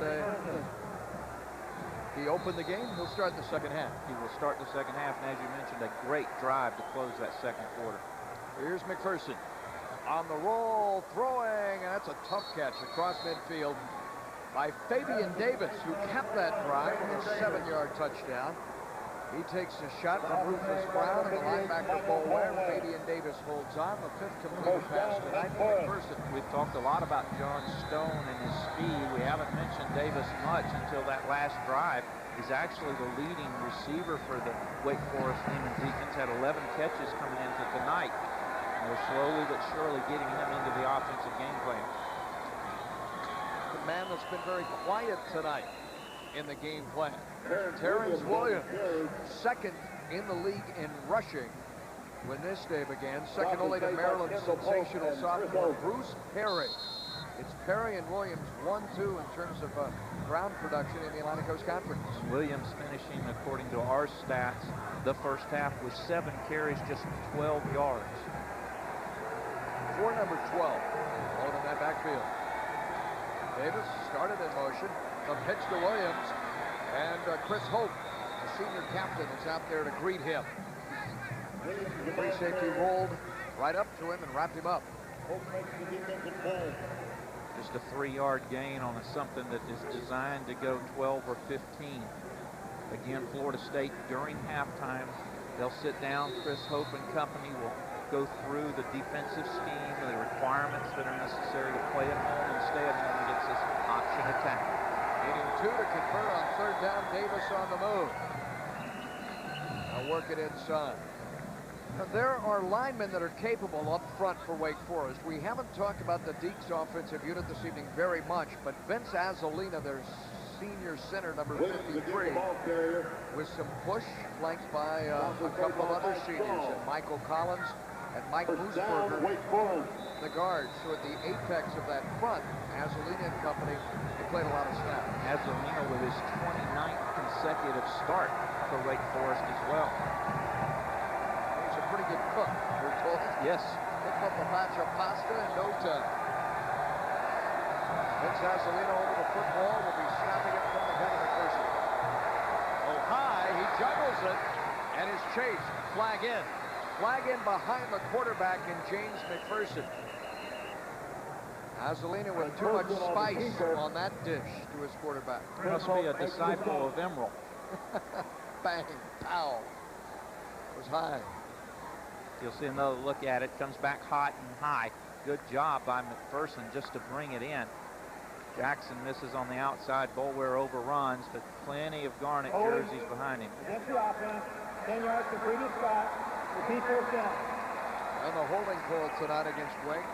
Just their 2nd holding infraction from Jim Grove's team. Now, Grove told us something interesting about his offensive lineman as you see the updated penalty statistics. He doesn't care to have those big 330, 350-pound monsters. He wants them to be in the 280 to 285 range and be quick, and that's the type of lineman you need in this offense where it's geared towards options and reading. Davis clear across the formation. They trap back to the near side, and there is running room for Williams against the grain. Good-looking play there. Net 7. Tom, what do you got down on the field? Williams, the ball carrier. Hey, Paul, another injury for Florida State. Jeff Womble, you can see walking around right here. He has his whole left arm taped up. He's got a hyperextended left elbow. They're kind of taking a wait-and-see approach. In other words, if the game gets interesting, he could still go, but I know they'd like to keep him out. Tony Benford has been in next to Darnell Dockett for this drive, guys. Benford wears 97, and that looks painful from this vantage point. Well, and not something you want to see, because, again, Florida State, along that defensive front, with injuries and events off the field and folks terminating their career, just doesn't have the bodies they used to up front. Benford in. They trap the middle. Bradley Jennings with his 6th tackle. Defensive play by Darnell Dockett. A pickup of 5 against Florida State's senior captain, its leading tackler entering this game. McPherson engineering now a 2nd good-looking drive. Well, one of the things you have to protect against when you get a big lead like Florida State had at the end of the 2nd quarter and now opening up here the 2nd half is a little bit of complacency. Florida State has to continue to play with the intensity they demonstrated in the early part of the ball game. Stone unable to make Rufus Brown miss as he weaves the sideline. Plus, this is such an unconventional offense with which to prepare. You only spend, what, 3 days on the practice field against this? Yeah, you'll come in on Monday evening as you see them execute again, and Stone kind of dance and tiptoe down the sideline. Monday evening practice, kind of get the kinks out, go over a few things. Hard work on Tuesday and Wednesday, polish on Thursday. Once you get into the middle of the season, not a lot of time on the practice field to do weird and crazy things. Now, there's a lot of time on the play clock here, Keith, at 12, enabling McPherson to check the play, call it now.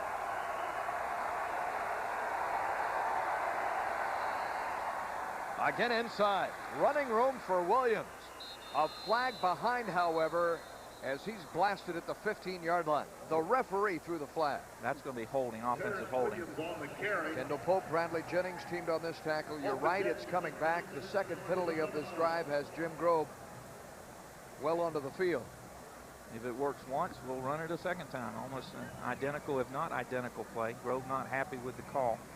Certainly has got to be disappointed in the points on the scoreboard. But I'll tell you, Paul, got to be pleased with the productivity of his offense.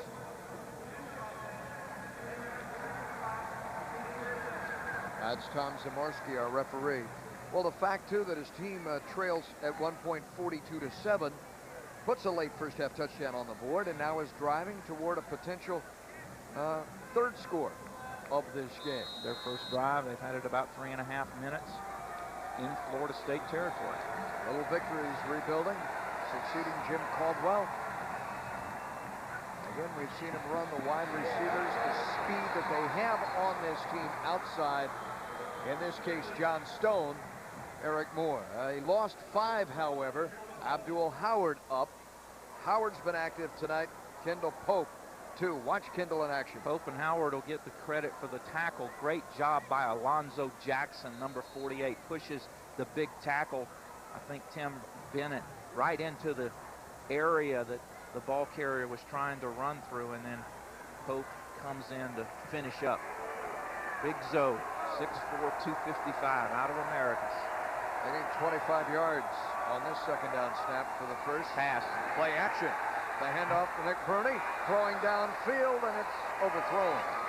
You have speed on the outside for Wake Forest in the form of their wide receiver, Ira Williams. The pass was too far, and Florida State was there as well in coverage.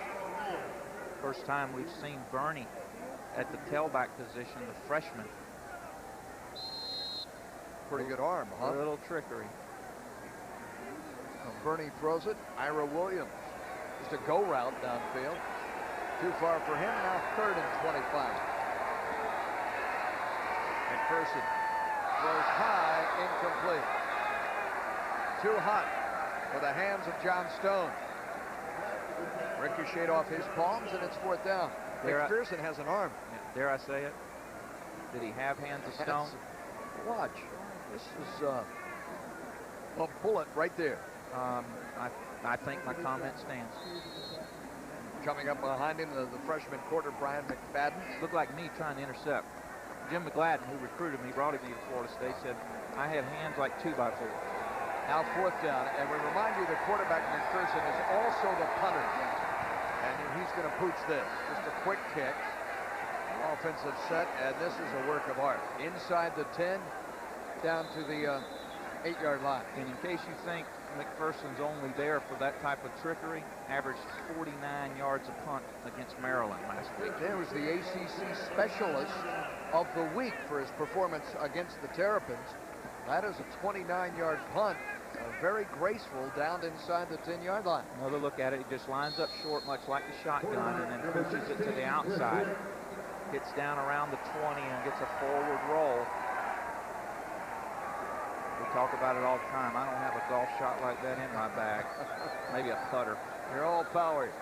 Chris Ricks with a powerful performance in this game. Backed up now near his own goal line.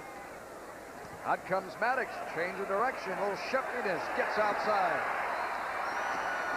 To the 15. May have run 30 to gain 5. Nick Maddox.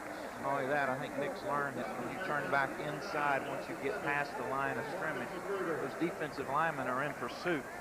Good bounce outside here, gets away from another would-be tackler, and then he runs back inside, and hello. Big night tonight for Nick Maddox. 2 touchdowns, closing in on 100 yards for the first time this season, 82 in all. And by the looks of things, Wake is sitting and wait on him this time. Tom the Timber right now, the tenor of the Seminole sideline here midway through the third. It's been pretty solid all game, Paul. I hate to keep being the bearer of bad, but the fullback situation, obviously we knew Randy Golightly was out with an Achilles problem. Well, William McCray sprained his ankle. They're saying that he'll play here in the second half. Greg Toney, his backup, has a back strain, and he won't play at all. And that's why we've seen so much of Chad Mater in this football game, guys. Randy Golightly with that Achilles injury that's cost him the first third of the season, the Tallahassee sophomore. Had a great spring game and fall camp. This is old hat for the freshman B.J. Ward, the Dallas, Texas native. First career catch turned into a touchdown. Now he has a second wrap on that gold helmet from the quarterback. Well, you see again, as we commented in the first half, of maturing of a young quarterback. Nice read on the slant here. Step, deliver the ball. Nothing fancy, but the important little things that you have to do in order to be successful. Gain of 11 earns the first down. Ricks closing in on 300 yards passing. He had 6 more. And a long shove to the sideline, Atruz Bell. Atruz Bell tonight with 6 receptions in this game. So he's coming out of it. He has more catches in this game this evening, Keith, than he had the first 3 weeks of the season. Florida State utilizing the forward pass very, very effectively. Chris, 277 yards, 13 of 17, and 3 TDs. At a sack with a flag in behind it. Dropped by Nate Bowling, the outstanding senior from Swenton, Ohio. Bowling described as the quickest of the 3 down linemen. That is a change. They'll decline this penalty, take the play. Bowling on the left side, technically known as the left end. They run 2 ends and a nose, 3 down. Third down. Works right up the middle. Brings down Chris Ricks. His first sack, but he is credited with 26 now career tackles for a loss as Bowling. And no Demon Deacon spends more time operating in the opponent's backfield than does the 285-pound Nate Bowling. He's in the top 10 in career tackles for loss for Wade.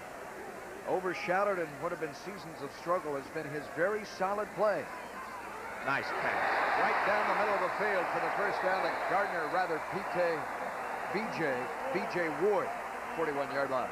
You're going to have to get Atruz and Javon some first initials of some type. Oh, you got PK and now BJ and Atruz. Nice stand in here by Chris Ricks. Feels the pressure up the middle, ignores it. Delivers on the little skinny post there. Ground level look. Nice step and delivery right on target. So he is connected for gains in this outing, Keith. He has 4 in all of better than 30 yards. Make that 5, 6 in all of better than 30 yards. That illegal substitution against the offense. 5-yard penalty. Repeat first down. Seminoles breaking the huddle with 12. But a 34-yard gain for Ricks on a call by Jeff Bowden. A 52-yard gain, a couple of 32s, a 41. A big play performance by Chris Ricks to a variety of receivers tonight. And with his first career 300-yard passing game as he sits at 301. 5 receivers in all have caught passes from Chris. He scoops, he tucks, and he'll take the hit up at the 41-yard line, again by Bowling, who chased him a long way. When we spoke with Chris yesterday, one of the first things he did, I think you had left the room, first thing as you see Bowling make his way off, is he was busting my chops, going all the way back to the Duke ball game, because I had commented on his flip there. And that's the type of intensity that Chris has. And I enjoyed visiting with him. He winked at me, gave me a little shrug, and said, you know, I just had to get you on that one. Well, he's only going to get bigger and stronger, obviously wiser too. So project him in a couple of seasons what he's going to be. Project him into the second half of this year. We're into the second half of this game as he throws for Javon again to the 30-yard line. That is a big play combination tonight A freshman in Ricks to a senior captain in Javon Walker, here for 28. And this is another thing that Coach Bowden and quarterback coach Daryl Dickey would like to see from Chris. Come in on the beginning of the second half and pick up right where you left off in terms of tempo, in terms of your ability to read defenses, in terms of execution of those things which you need to do in order to be successful. Don't sit back on your laurels, sit back on that 42-point performance, but come right back out and continue to execute. They gash the middle here good. The 14th carry of the night for a very busy Nick Maddox. Now over 80 yards rushing tonight. For the Seminoles headed toward what would be their third victory of the year, their second in the Atlantic Coast Conference.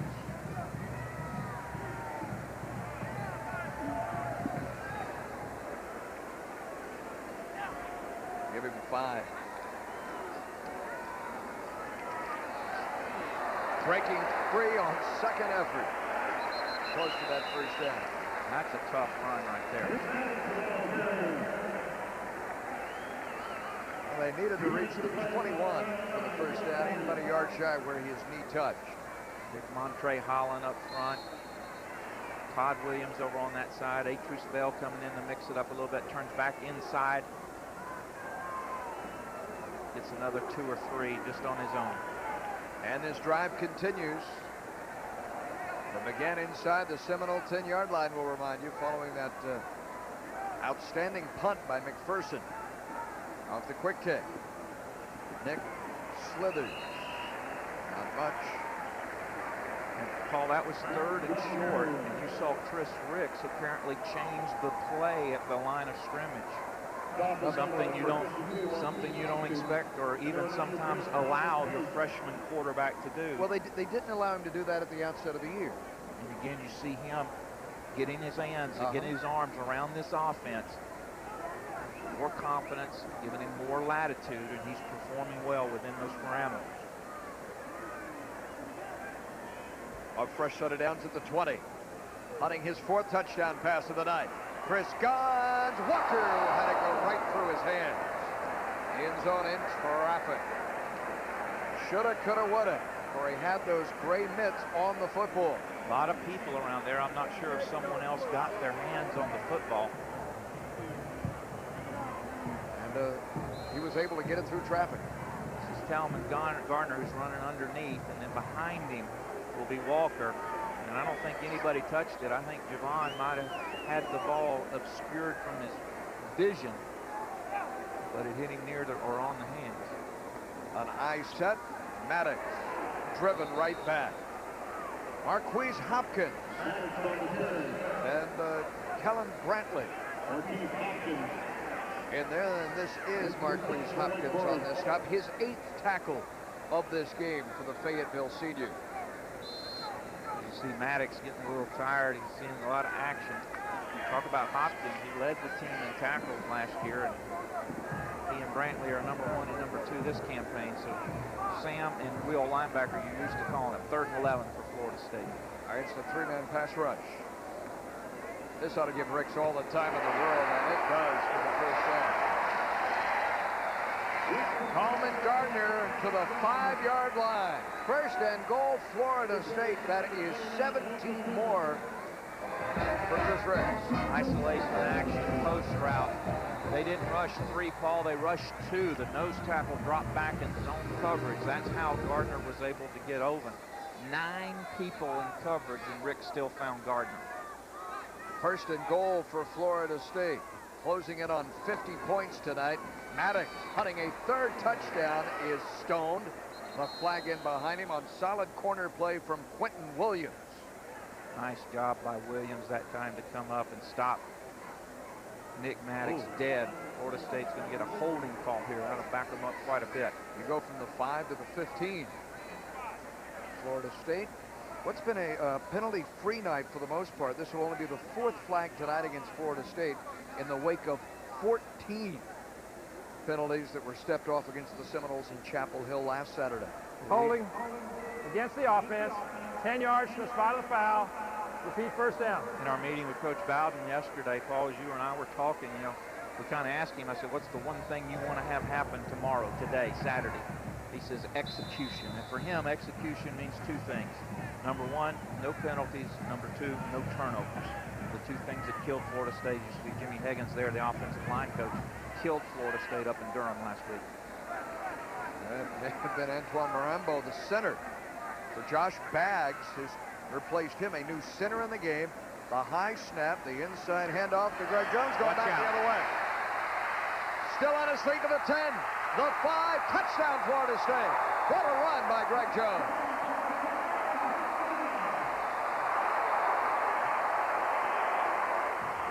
Greg Jones with his second touchdown of this football game. That high snap threw off the timing, and he improvised. The play broke down. Greg Jones took off to score for a second time. If you were designing that play, you'd run out of ink with your pen in the playbook. Just great instinct. Saviet Bechia. That hit the upright and comes back at him. Remember, last week he hit the upright and it went inside for good. This time it hits the upright and Florida State does not convert the point after attempt. Florida State jumps ahead. First score of the second half, 48-14 at Wake. We'll be back in a minute.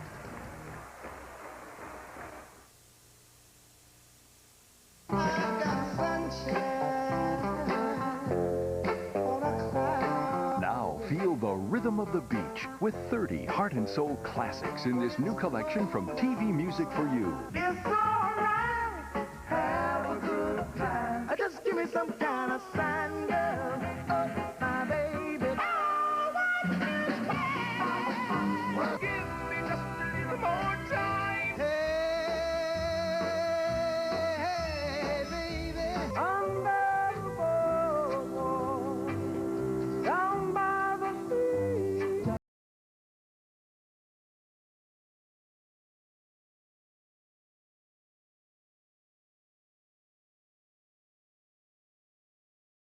Call this toll-free number now to order Rhythm of the Beach. 2 cassettes $19.98, 2 CDs $26.98, plus $5.50 for shipping and handling. Have your credit card ready and call now.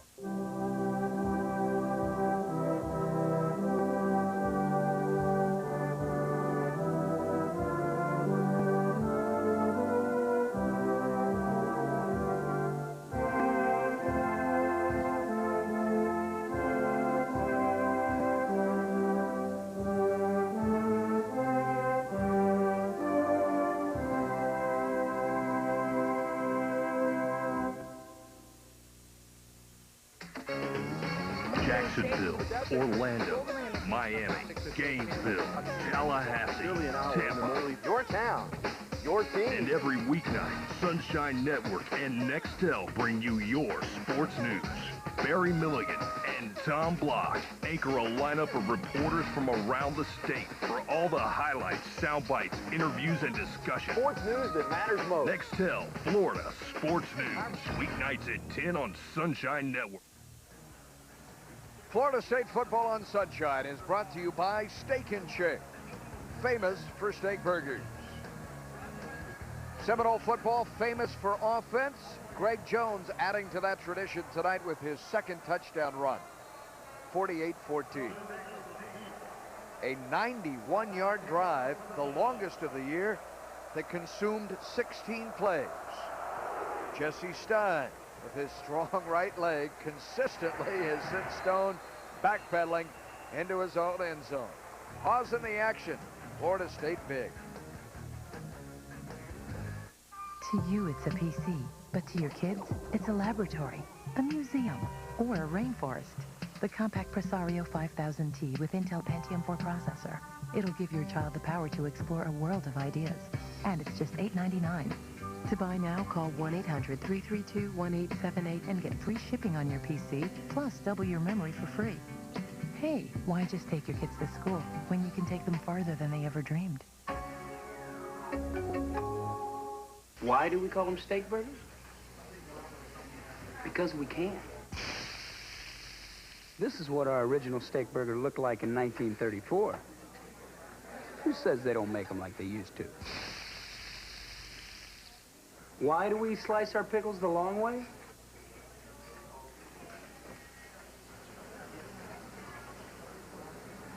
Why do we slice our pickles the long way? Steak and Shake, famous for steak burgers. Mantis Tiller Cultivator is making gardening easier for everyone. The Mantis weighs just 20 pounds, so it's easy to carry and operate. Yet the unique patented tines and powerful two-cycle engine lets you cut through hard soils and dig down to 10 inches deep. Mantis is so easy to handle that weeding and cultivating, even in tight places, is a snap. And with the optional Mantis attachments, you can dig furrows, trim hedges, aerate and dethatch your lawn, cut professional-looking borders, and remove weeds from cracks. Mantis's superior performance and rugged dependability is backed by a 2-year warranty and a lifetime warranty on the tines against breakage. So you get years of trouble-free service. The Mantis Tiller is now available at factory direct prices. So call for your free information pack with details on our 1-year money-back guarantee. Call 1-800-305-3390 24 hours a day. That's 1-800-305-3390. 2 plays run by Wake Forest. Up to near midfield. And a penalty marker in. As Florida State has just expanded its lead to 48-14. And this is against the Seminoles. After the play, personal foul against the defense, 15 yards from the end of the run, automatic first down. Well, McPherson comes out and hits Jason Alexander on the first play, picks up about 12.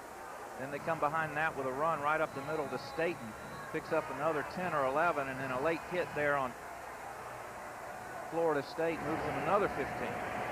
McPherson back the other way. Incomplete, intended for Jason Anderson, no flag coming.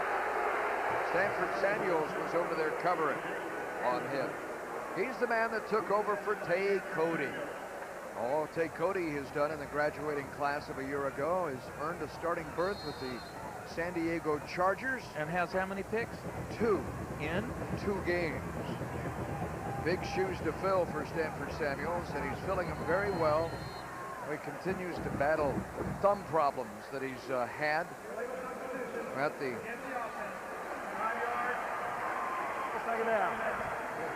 This will be against Wake Forest. Stanford Samuels sore thumbs throughout the season. Had his first interception last week. Here again, Tom on the sideline. Paul, you guys have been talking about McPherson for Wake Forest. Well, McPherson for Florida State has been limbering up for the last several minutes after that last touchdown. I would assume he'll be in the ball game next time FSU gets the ball. One's an Irish pronunciation, the other a Scottish brogue. He's shown on the end around. Right past Kendall Pope almost. Pope linebacker, again, staying where he's supposed to be to save the day. But Kendall going to go back to the huddle going, man, that guy can fly. Kendall had a nice angle on him. And he just runs right around him. What great speed. Great effort by Pope to get him out of bounds, but what great speed by Stone. They put the ball in his hands a lot. I mean, do you blame him? No, rushing the football. He's carried the ball 7 times and gained 66 yards. He's caught but 1 pass tonight. McPherson.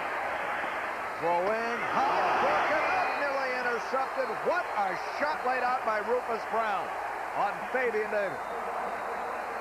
Rufus Brown let him up. A Brown out of Davis.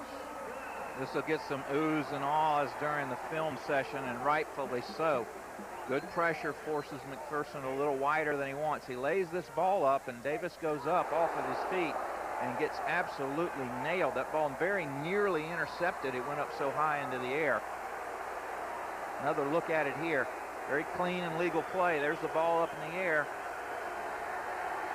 Several folks close to it, but no one can catch it before it hits the ground. On 4th down.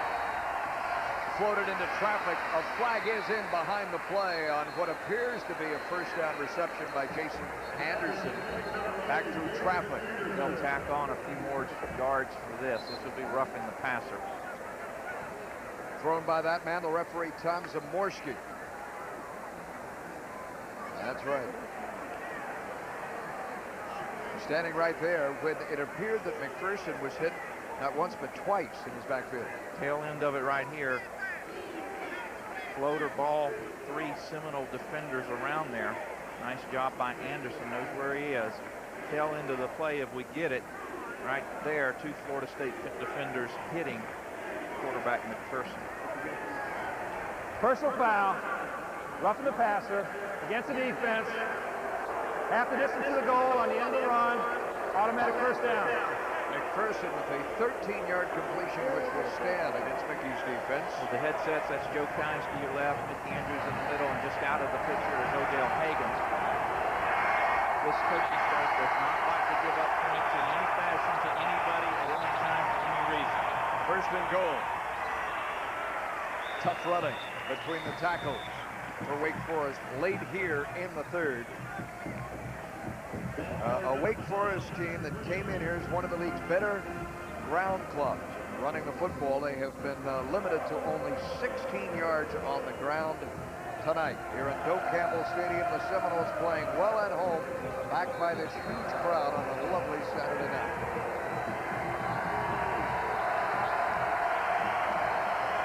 Stone trying to get a block at the 10.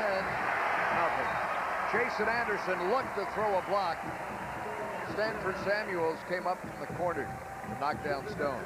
Florida State defensively doing a much better job of reading this play. Watch Coach fly, knowing that it's coming around. You see Abdul Howard flying up there from Pope over there, and as you mentioned, number 10, Stanford Samuels with a good tackle. His hands all taped up. Both thumbs have been pulled out of their sockets. So every time he makes a stop, there's a throbbing pulling. The trap inside Williams, who cuts it back to the 4-yard line. Setting up 4th and goal from the 4. Bradley Jennings with his tackle. I believe that'll be the last play of the third quarter, so some Florida State fans will get a better look down at the other end zone.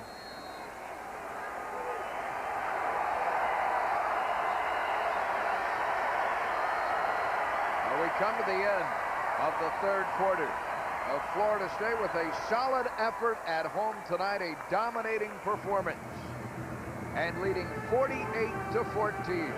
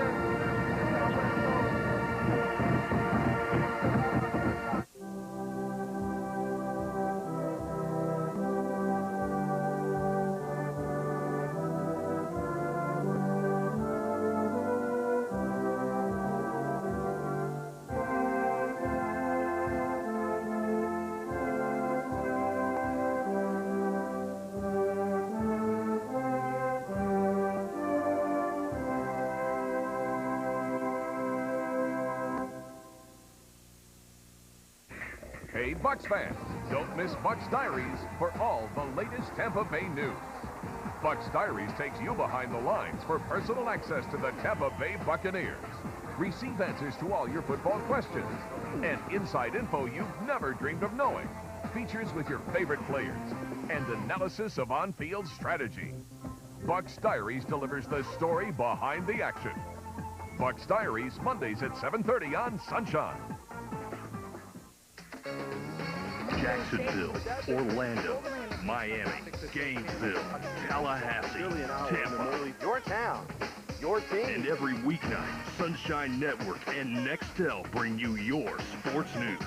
Barry Milligan and Tom Block anchor a lineup of reporters from around the state for all the highlights, sound bites, interviews, and discussion. Sports news that matters most. Nextel, Florida Sports News, weeknights at 10 on Sunshine Network. SunshineNetwork.com is your web source for all your favorite team merchandise. Just log on and go to SunshineNetwork.com to find the Fan Shop, an internet superstore stocked with over 5,000 different products, including team gear from all your favorite Florida teams and more. One click of the mouse and voila, you've sent the perfect gift to the doorstep of your favorite fan. This season, get in the spirit and go get them. Team gear merchandise at SunshineNetwork.com, powered by Football Fanatics. Florida State actually called timeout with 5 seconds remaining. This is 4th down now for Wake Forest.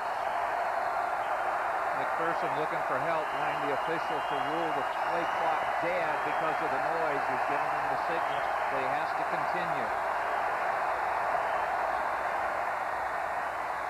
Calls his own number, dropped in the backfield for a loss. Again, it's Kendall Pope. A spectacular game tonight by the sophomore linebacker. 2 interceptions, 7 stops by our count, and now finally, the 4th quarter traditional salute again, twice in one game. So that's the 4th quarter, the 2nd time. And the 4th quarter redo. 48-14, FSU. Is your cartridge out of ink? Don't replace it. Refill it with the Universal Inkjet Refill System. It works with all inkjet printers or fax cartridges for only $5 per refill. Fill the injector with ink from the bottle and insert it into the cartridge. That's it. Place your cartridge back in your fax or printer. Universal works with any make, model, inkjet printer or fax. I have a home business, and it used to be such a hassle for me to run out and get a replacement cartridge. Now I have the Universal Refill Kit. It's so easy and inexpensive, and it's there when I need it. Order your refill kit for just $19.95 to refill your cartridge up to 4 times. Call in the next 10 minutes and you'll get 50% more ink free. Enough for 6 cartridges, a $180 value for $19.95 when you do it yourself with our refill system. And ask about our Color Inkjet Refill Kit. To order the Universal Inkjet Refill System, call 1-800-592-2100 or send a check or money order to the address listed.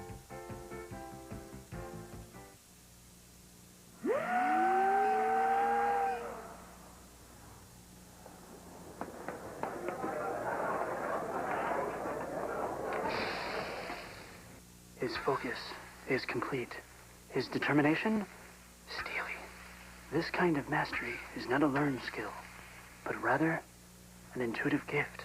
Stop it. He seems tense. Steak and Shake, famous for steak burgers.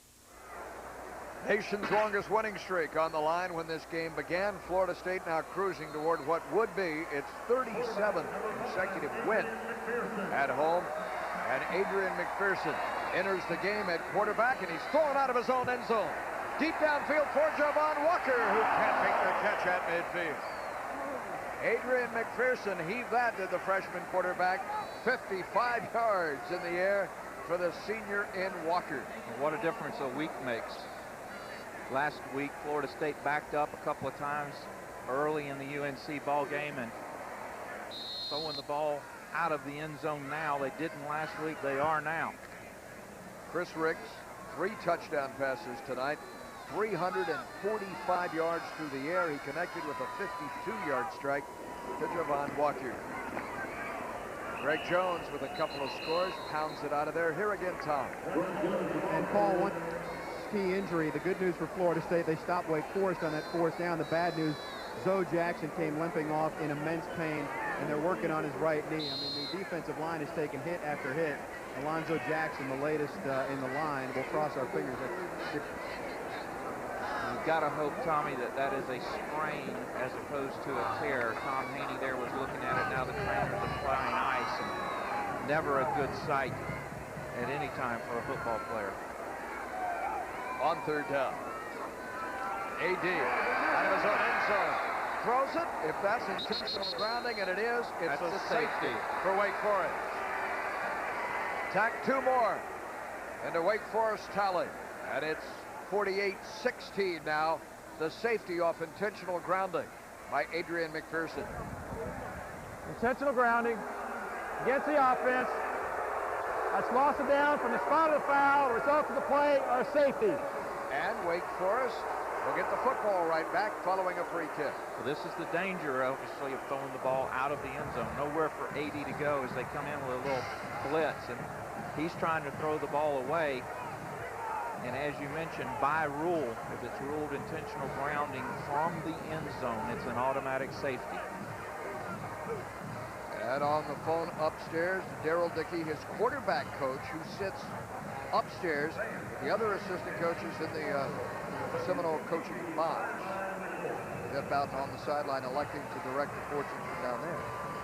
And a lot of people questioning Jeff and Coach Bowden about that, but Jeff's more comfortable down on the sidelines where he spent all of his career prior to be named the offensive coordinator. Dickey upstairs, and of course a number of the defensive coaches are downstairs, Hines and Mickey Andrews and Odell Higgins. Spotters upstairs relaying information down so that the coaches on the field can make the calls and get it into the players. So McPherson, the young freshman from Southeast High School in Bradenton, Florida, sacked or nearly sacked at his own end zone, throws it away, and Wake Forest not only scores, but again, following the safety, has the football right back in its possession. And an opportunity truly to clean the score up a bit for the Sunday morning papers and to improve over the final 15 minutes of football. Stone, right through the Seminoles. Here he comes, that's Fabian Davis. Davis to the 30, and it's Gwaltney, the punter, who has to help out on the tackle. First down, Wake at the Seminole 26-yard line.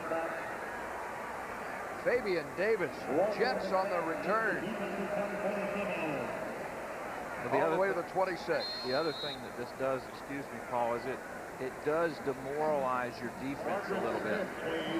They do a good job of holding Wake Forest. The offense goes in, and certainly they were backed up under difficult circumstances. They give up 2 points, and now you have the kickoff, and you've got to go right back out there and stop this offense again. Stone run out of bounds by Abdul Howard. That was a 56-yard return off the free kick.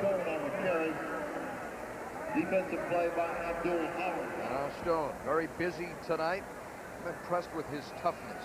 You talked about him being a track performer, and then there's the old knock of the guy who's fast but not tough.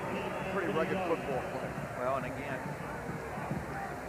Coach Jim Grove told us he's really a football player that runs track as opposed to a track or sprinter person who tried to play football. He's rushed for 67 yards tonight. In motion to the far side. Anthony Young throws underneath, and the catch is made by Ira Williams near the first down. Abdul Howard was there. They gained 7 on the play. First catch for Ira Williams in this football game. Again, you see the importance that the defensive coaching staff from Florida State places on giving up points. Here we are in the 4th quarter of a blowout. First team defense is in there. Nice delivery again, right to Williams. First team defense is in there trying to prevent the score. Inside a handoff, hard running for Fred Staten to the 9-yard line, and a first down. For Wake Forest, the Demon Deacons. And if you're familiar with Wake football, you know that there have been lean years, a bowl game a couple of years ago, and a victory over Arizona State in Hawaii, the Aloha Bowl. But in Jim Caldwell's seasons there, just that one winning year. Much to be improved on, but there are signs of progress. Here is Staten driving in for a touchdown. Wake's 3rd of this game. And a gaping hole up the middle for Fred Staten, the sophomore running back from Charlotte. Again, Wake not doing anything fancy, going right back to the heart of this Florida State defense. Straight up the middle goes Staten.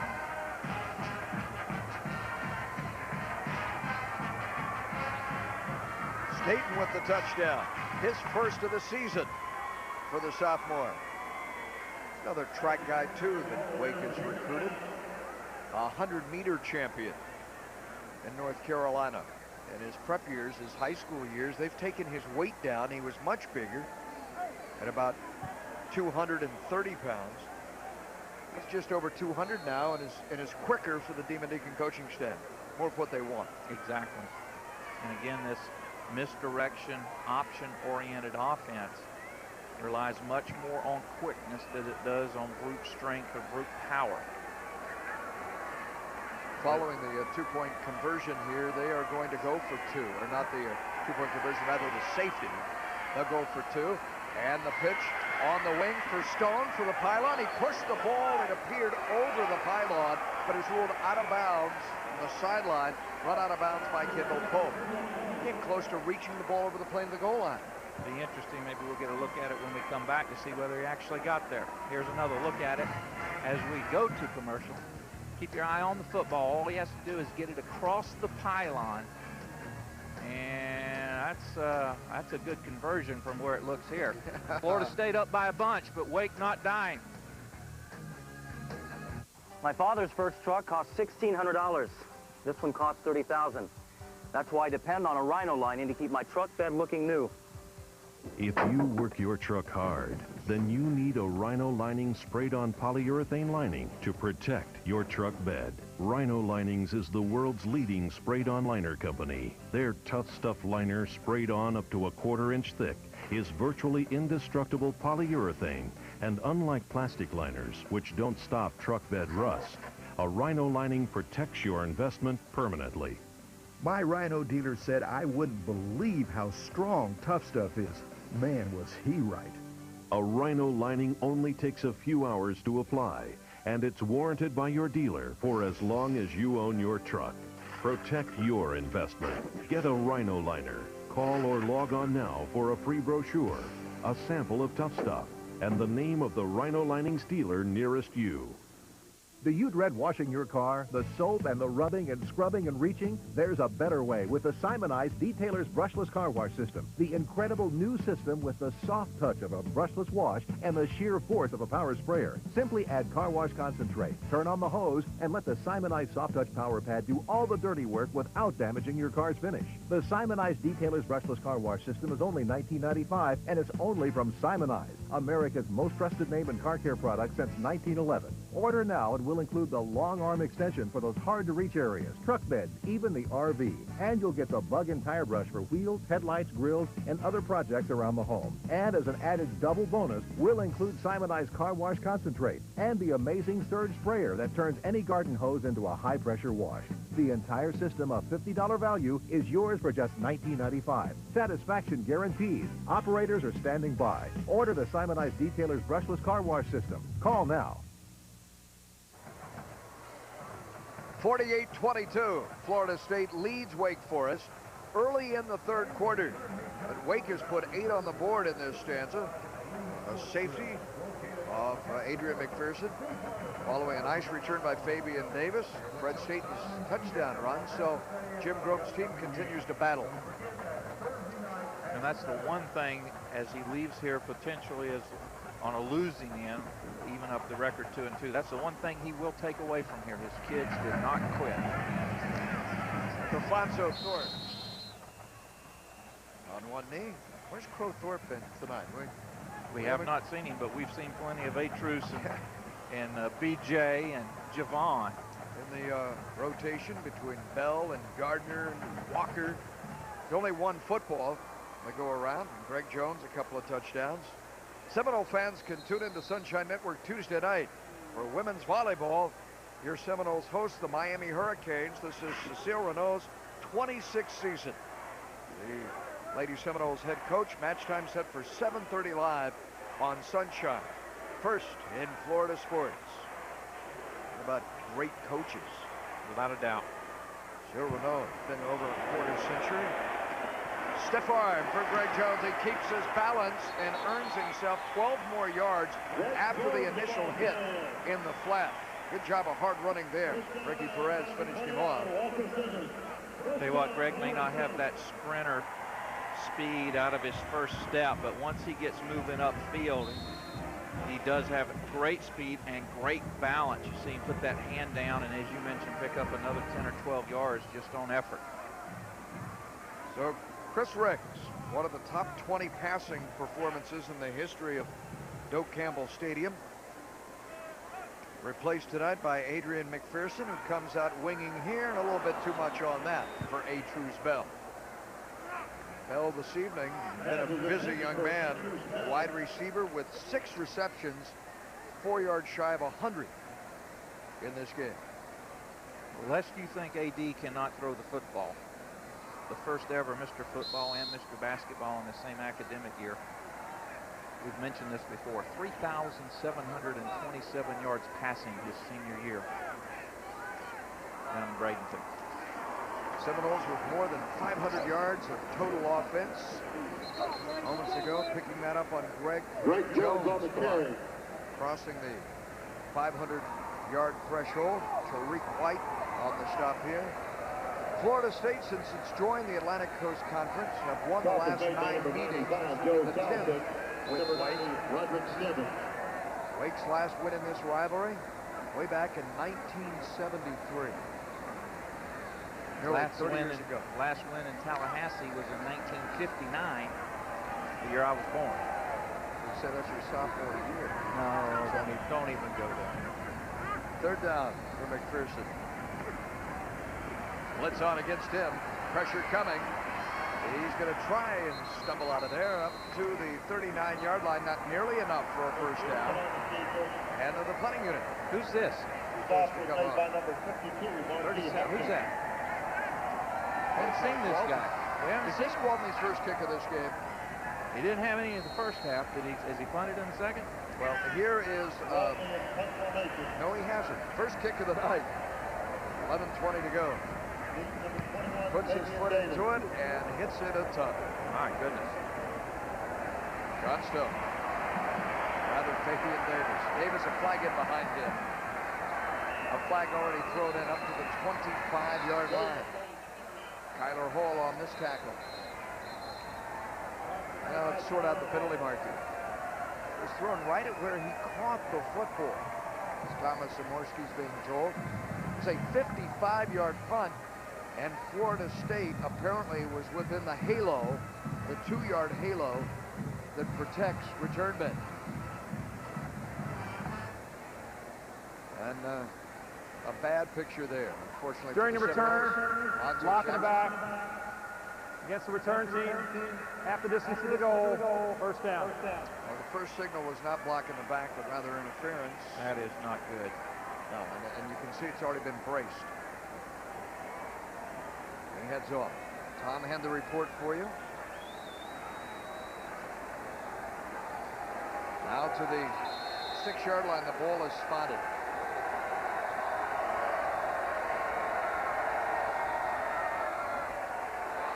Trying to come off its goal line with 11 minutes to go. Nothing inside. Tom, it's been a season of injuries so far for Florida State fans. It really has been, and an update on Zoe Jackson, they're calling that a sprained MCL right now. We'll just have to wait the MRI. This guy has a torn ACL. Robert Morgan, wide receiver. I know it's been tough for you. Give us an update on how your rehab is coming right now. Right now, I mean, I'm like 5 weeks into the surgery. It's been going well. The last couple of days, I can feel a little soreness coming back because I've been working hard in the training room, but everything coming along real fine. The Florida State receiving corps has obviously missed yourself and also Anquan Bolden, but tonight they've stepped up. Javon Walker, now a co-captain, has played big, and B.J. Ward got in the mix. Your thoughts on the way the receiving corps progressed a little bit tonight? Definitely. Last week was like definitely a time for everybody to really take their game to another level. And I mean, tonight, I mean, the scoreboard is showing that they really worked hard in practice and they took it to another level this week. I don't want to leave out Talman either. I mean, he came in with all the hype in the world and been slow to live up to it, but this year he's been living up to it. He's been making plays all last year, and definitely this year he stepped it up. With all the injuries we done had, a lot of young guys coming through for us, and fortunately we were able to be up the way we are this early and it gets late in the game, rather. How tough is this for you? How tough is it? It's tough, man. You'll be back next year? Oh, yeah, definitely. I'll be back. All right, he's got a red shirt here. Foul, roughing the passer, against the defense, 15 yards to the end of the run, automatic first down. So that 45-yard connection to John Stone. You add 15 more to that. That's a 60-yard gain on this play. And Wake Forest again in the red zone. Stone got right behind Gennaro Jackson. Fortunately, Bryant McFadden was able to come over with an angle because I don't think there's anybody back there that could catch him if he had a step on him. That'll push Wake's offensive output to nearly 400 yards. Alan Augustin wrapping up Terrence Williams.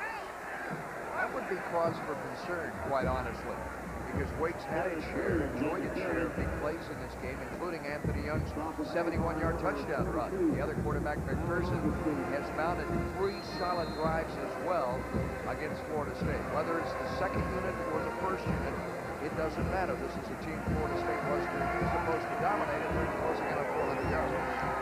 The good news about that is if you score 48 points, more times than not, you'll still win. McPherson for Davis, and shielded to the sideline by Stanford Samuel.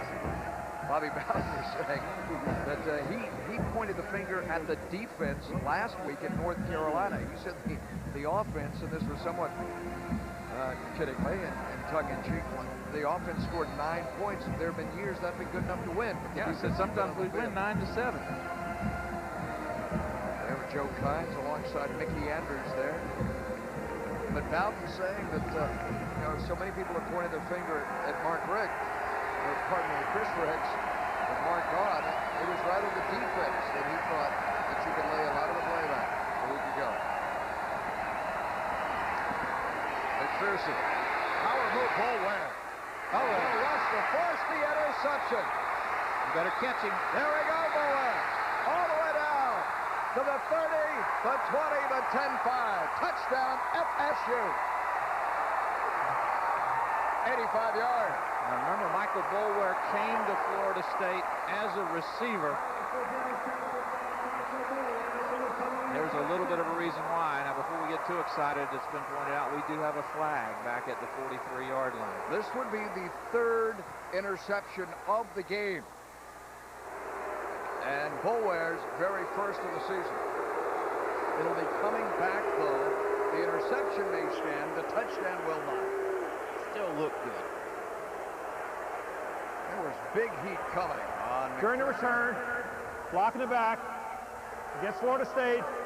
10 yards from the spot of the foul. First down. And in flow, with players changing direction, this will happen. The play caused by pressure up front. Big rush there.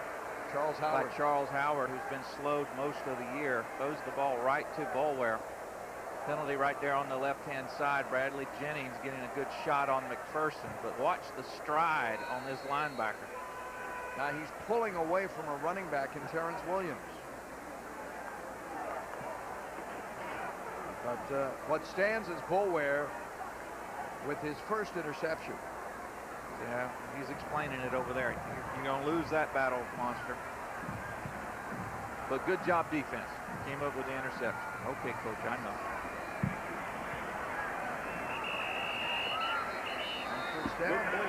Now they get out on Nick Maddox, doing their best to get him 100 yards in this football game this evening.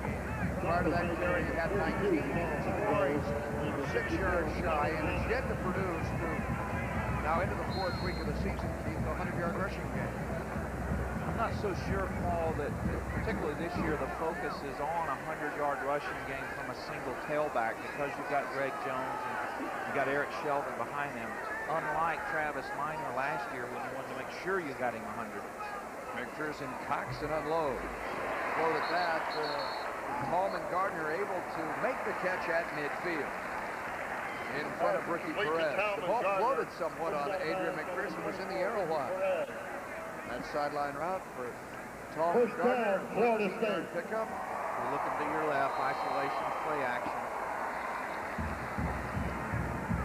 Got to be impressed and got to congratulate Jeff Bowden and his receiver corps. They've really come back ball from just a terrible outing. 6 officially dropped balls by receivers, backs, and tight ends against UNC. I don't recall a single drop tonight. 5th catch for Gardner. McPherson on play action. Airs this one out deep. And that 10-yard line incomplete for A. Trues Bell. Being covered by a freshman in Marcus Magruder. A terrific first 3 weeks, 4 weeks now for Marcus Magruder's career. A Rookie of the Week honor earned from the ACC. He leads them in interceptions this year and can fly. He has 2 picks through the first 3 ball games. This ball very nearly caught by Idris. The crowd thinking there should have been pass interference. I can't see it. Looked like good coverage by the young corner. He's from Fairburn, Georgia. He's Marcus Magruder. Second down at midfield. Pressure coming. McPherson stayed on his feet. But it's dropped this time back at the 36, and the game deteriorates because a flag is thrown in by the umpire after the play. Want to guess what this is? Roderick Stephen left in, hit McPherson. He got away, and it appears to be against Florida State, and yes, holding. Worst thing you can hear from Florida State if you're at home. White captain, white captain. We'll decline this, said the Dean of Deacons. Holding against the offense. The penalty's refused.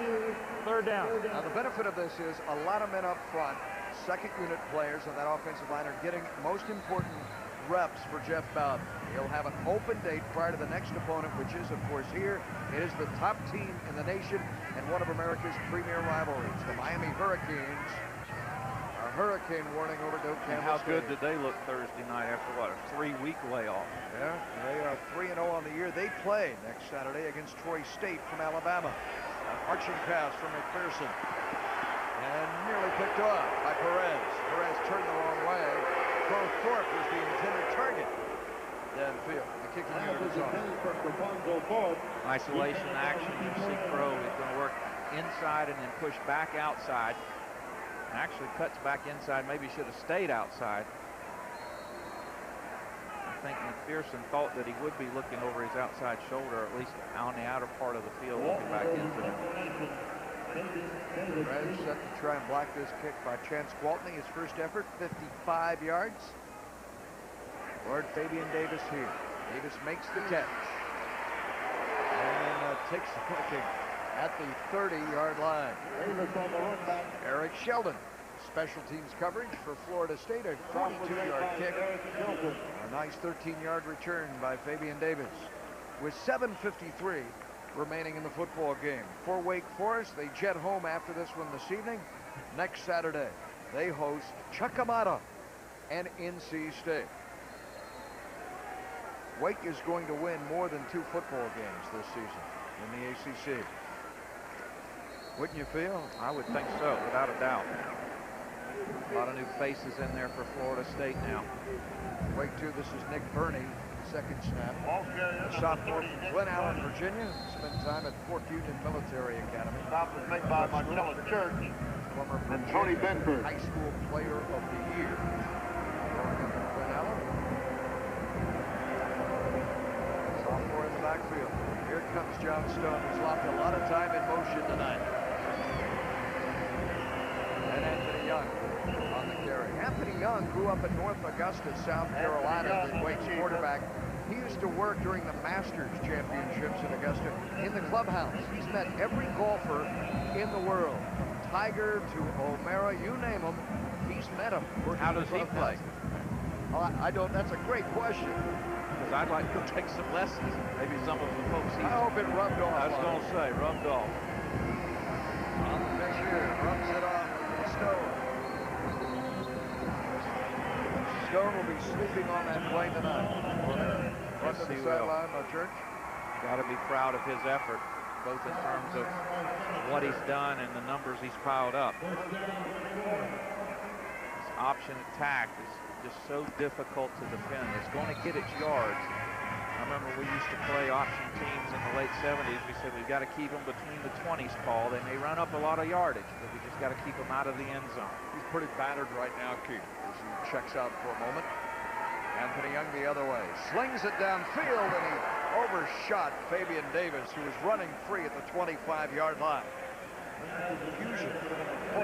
Fabian Davis. We've got youngsters back there. That number 57 is Robert May. Number 41 for Florida State is Kyler Hall. So you've got the young kids back there. Obviously, they're not going to be as polished and as disciplined as the older guys. And very nearly caught wide open. Burney again. 6.5 minutes to play, and a 48-22 football game. Ryan Ross, number 71 in there for Florida State on the tackle. Another one of the young kids getting some playing time. Florida State well down the depth chart here against Jim Crow's football team.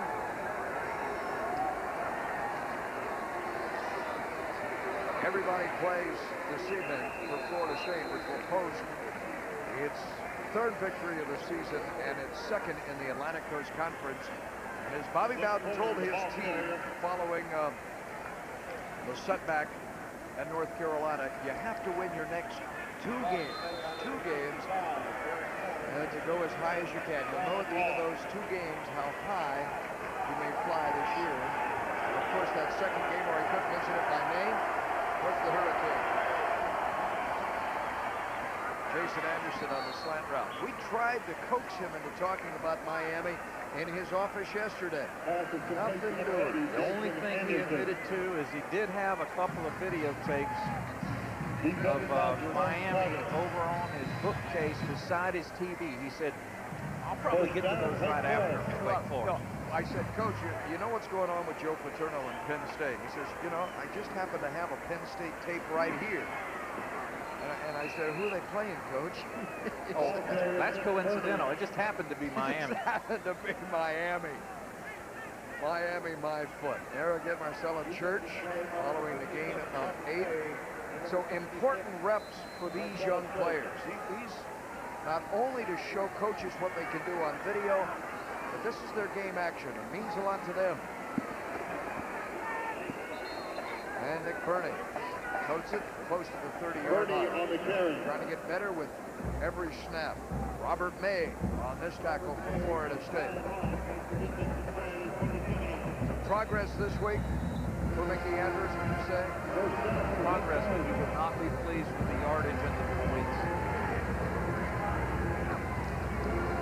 And if you're Larry Coker in Miami, Anthony Young off here, and again he had Fabian Davis running free. Incomplete at the 5-yard line. Larry Coker takes a look at this. Which tape does he evaluate to indicate how good these Seminoles can be or we'll greet him here in 2 weeks? As smart as Coker is, of course, he's been involved in this Miami FSU series for a number of years. I think he takes the UNC tape and throws it away. He goes back and looks at Duke, UAB, and Wake to get a better feel for this Florida State football team. St. Hines, this is Davis with a placard inside the 25. You can bet the Miami staff watching with you this evening, Miami players as well. Off to a perfect start at 3-0, the nation's #1 ranked team. Idle this evening. They won at Pittsburgh's new stadium Thursday night. Now play Troy State in a week. Florida winner today, a future. FSU opponent, of course. Georgia Tech upset by the other Bowden as a head coach in this family. In overtime, Tommy gets a win in Grant Field in Atlanta following his upset loss against Virginia. That was kind of a very, not shocking, but disappointing loss. Virginia going into Clemson, beating them at home. You had to imagine that Tommy's team would be a little fired up like Dad's was. Neither, I should say none, of the Bowdens like losing.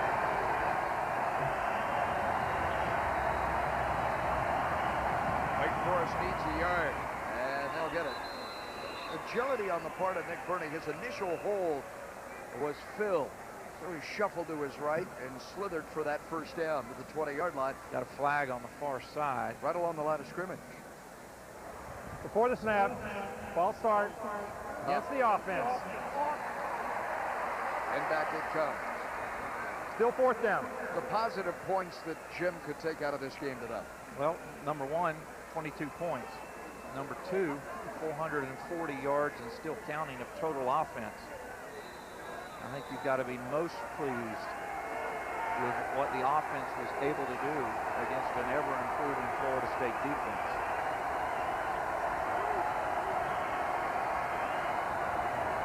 Still with ample time on the play clock, 10 seconds. A sophomore from South Carolina. Young looks for a hole on 4th down. Cannot find one. The defense holds on. The football will go over following the Allen Augustine tackle on down. 2:53 away from the finish line. The new collection is a triumph, just dripping with vibrant flair. And I love the reinterpretation of the front and back color covers, from sassy to sublime. Custom ringtones strike a retro chord. Right now, Cingular is giving you twice as much. Buy this hip new Nokia and get another one free. Plus, ask about our unlimited nights and weekend plans. Cingular Wireless, what do you have to say?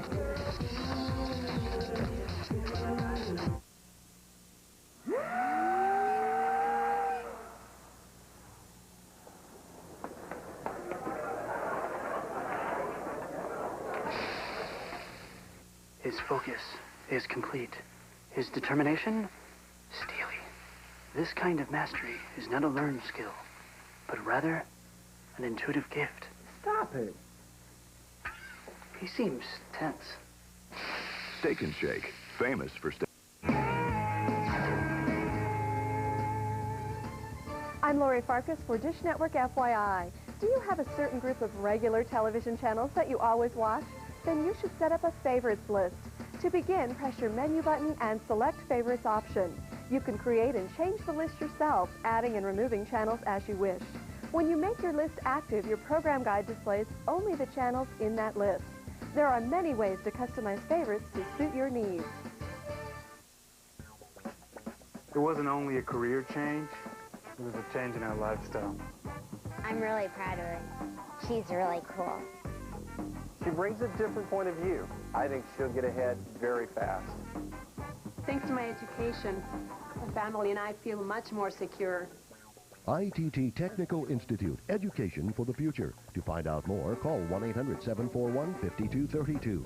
That's 1-800-741-5232.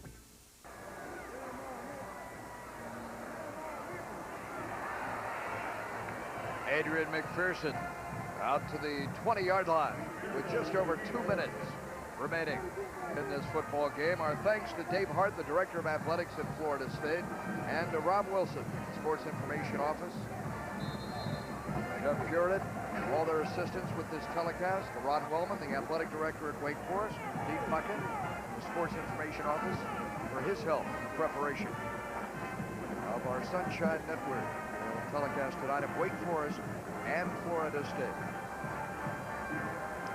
Always a pleasure to come to Doak. And Doak was filled tonight, the Marching Chiefs, a picture of perfection, and Florida State's offense gelled from the outset. Adrian McPherson unloads downfield and he overshoots on open Nick Maddox, still in the game with 1:24 to play, standing free at midfield. Well, that's just the case of having too much gunpowder in that shell. Well, they put, that rifle arm was just a little too much. See, if they have the #1 offensive unit out there with Adrian McPherson. See, back to side like Milford Brown, junior split guard, maybe to get the better players out there with him. Just getting him some reps, getting him used to working with the ones in case he has to come in and actually do it. Gwaltney from his 10, it's blocked. It rolls close to being out of the end zone and in fact is a safety. Wake cannot down it in the end zone. The first time this year Gwaltney has had a punt block. Another safety, the second of the game recorded by Wake on the block kick by Jamie Scott. When was the last time you saw Florida State give up 2 safeties in a ball game? Comes right up the middle. First. Little stunt, little twist. Gets his right hand on it. Now, if he just settles and doesn't try to fall on this football, it's a touchdown. That ball had settled right there. All he had to do was stop it, touch it with his hand, and pick it up. Joe Kimes and Gwaltney face to face. Every day, AmeriDebt helps more people with money problems. People like Tom Baker. My credit card debt was outrageous. Then I called AmeriDebt. They contacted my creditors and got my payments almost cut in half. Now I have only one small monthly bill. AmeriDebt is a nonprofit organization that offers free consultations to consumers seeking to eliminate their debt. People like the Shaws. Every month I pay our credit card bills, but the balances never seem to get smaller. AmeriDebt got our interest rates reduced, and now the balances are dropping dramatically. And what's even more amazing is our payments are less than before. Call 1-800-468-5995. Regardless of your credit, in minutes, join the thousands of people who have turned their financial lives around. People like Maria Rinaldi. Before I called AmeriDebt, the creditors were calling every day. I thought bankruptcy was the only way out. Now I'm debt-free, and my credit rating has been restored. Call 1-800-468-5995. 1-800-468-5995. AmeriDebt, helping America get out of... Miami Dolphins Magazine, the inside track to all the latest news surrounding the Fins. Each week, we'll take you into the huddle, onto the sidelines, and into the locker room for behind-the-scenes access to the Miami Dolphins. With features, highlights, interviews, and analysis, Sunshine Network is your first stop for in-depth coverage of the Fins. So don't miss Miami Dolphins Magazine every Monday night right here on Sunshine Network. Miami Dolphins Magazine, Mondays at 8 on Sunshine. Time now for the Mercedes-Benz Florida Golf Tip. A mistake that is made by many golfers, and that is to not turn both shoulders in the backswing. This is extremely important to complete that rotation on the backswing. So from the address, make sure you turn both shoulders. For more golf tips, tune into the Mercedes-Benz Florida Golf Scene on Sunshine Network.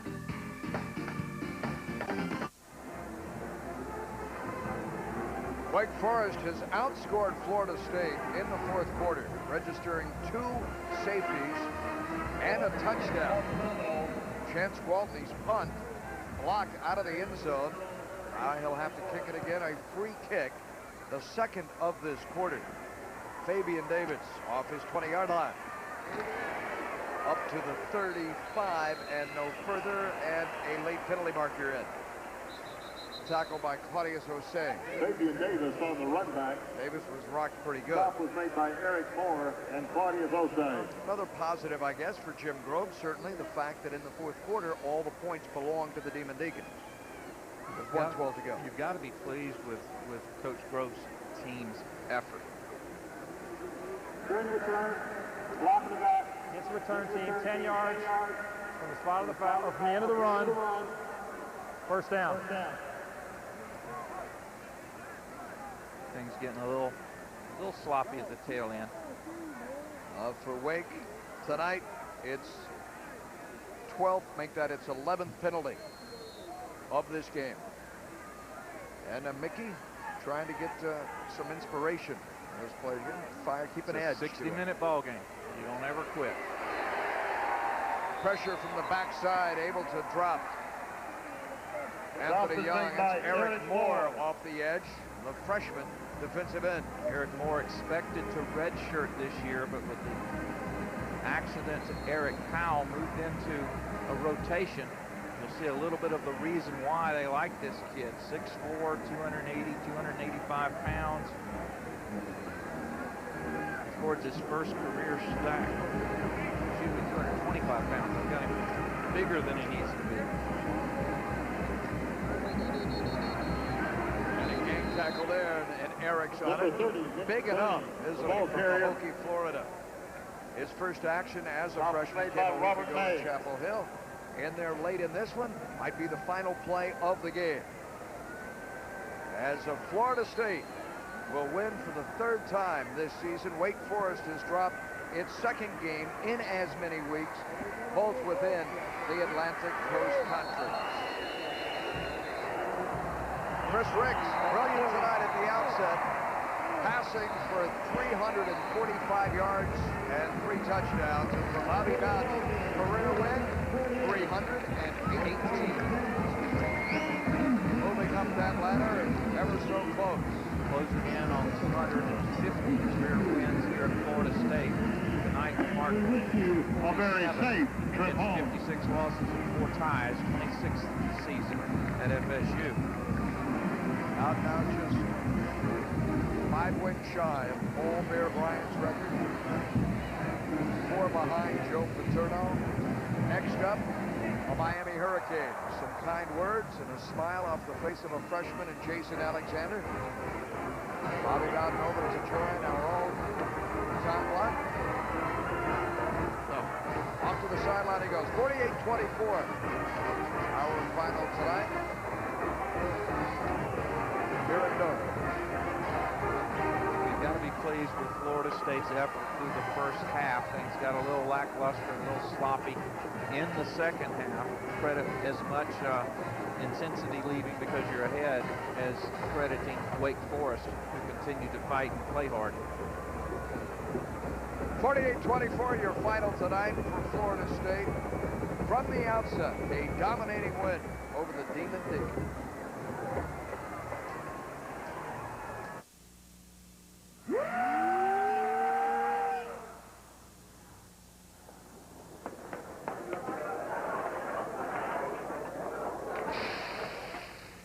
His focus is complete. His determination, steely.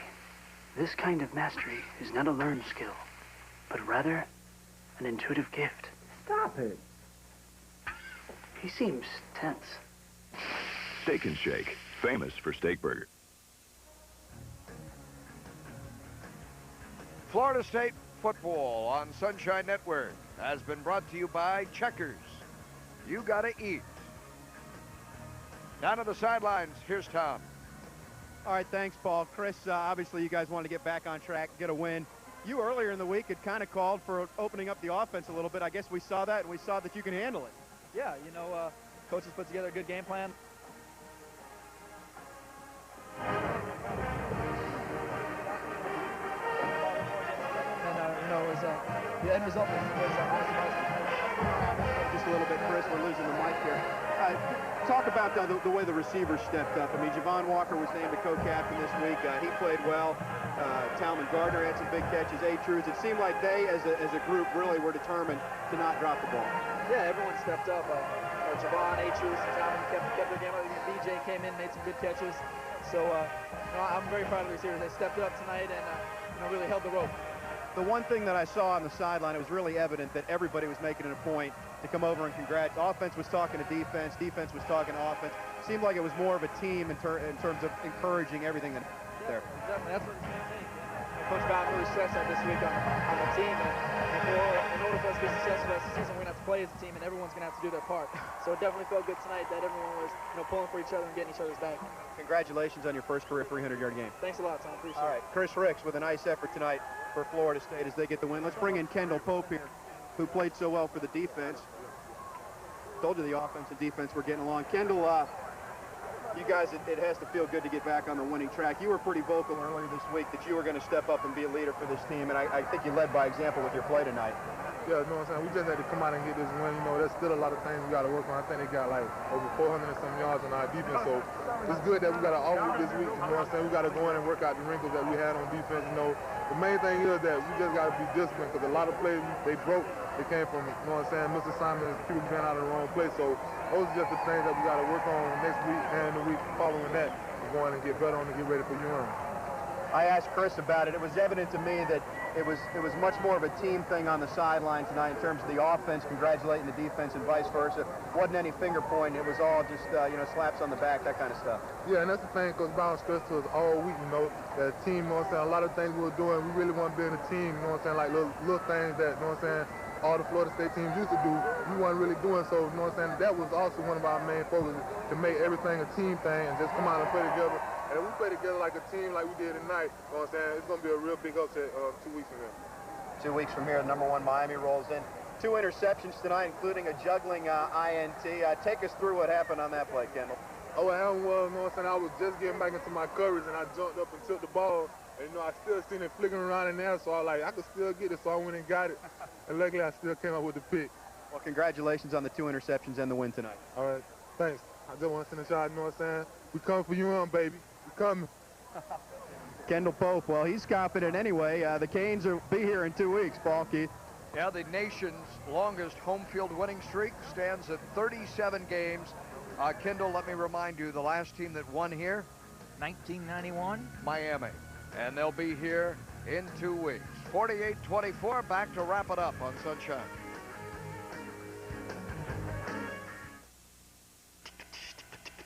You gotta eat. What are you doing? You gotta eat. Say, who do you think you are? You gotta eat a Checker Double Decker. We always make it fresh, and right now we're making it 99 cents with each soft drink you buy. It's 2 huge patties and all the toppings, and it's made to order. And in between, without a doubt, we'll give you something really, really good. That Checker Double Decker, just 99 cents with each soft drink. You gotta eat.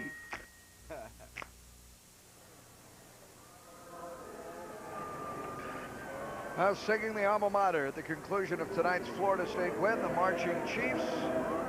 Florida State wins it, doubling up on the Demon Deacons of Wake Forest, 48-24. Right. Big plays resounding in this one, Keith.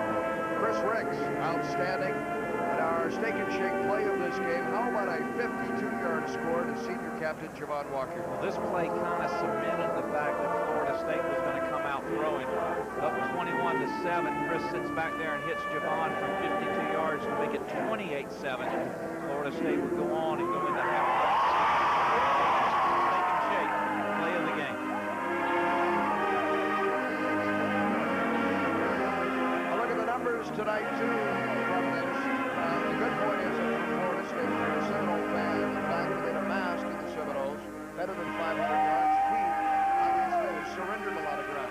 But I'm not so sure that will be as of much concern as one may look by looking at first look. 71 yards of that came on the young quarterback Keith, and anytime you play an option team, they're going to get 100, 150 yards more than you anticipate just by the nature of that offense. The downside to them are the 3 turnovers. An option attack makes the ball much more likely to be turned over. Florida State converted 2 of those 3 turnovers into scores. And quite honestly, by the time the Demon Deacons had begun to collect passing yards of any kind, this game was over. Very much so. Pretty much to the end of the first half. We'll be back to conclude our telecast tonight. The home of the Marching Chiefs and Seminoles 2 in a moment on Sunshine.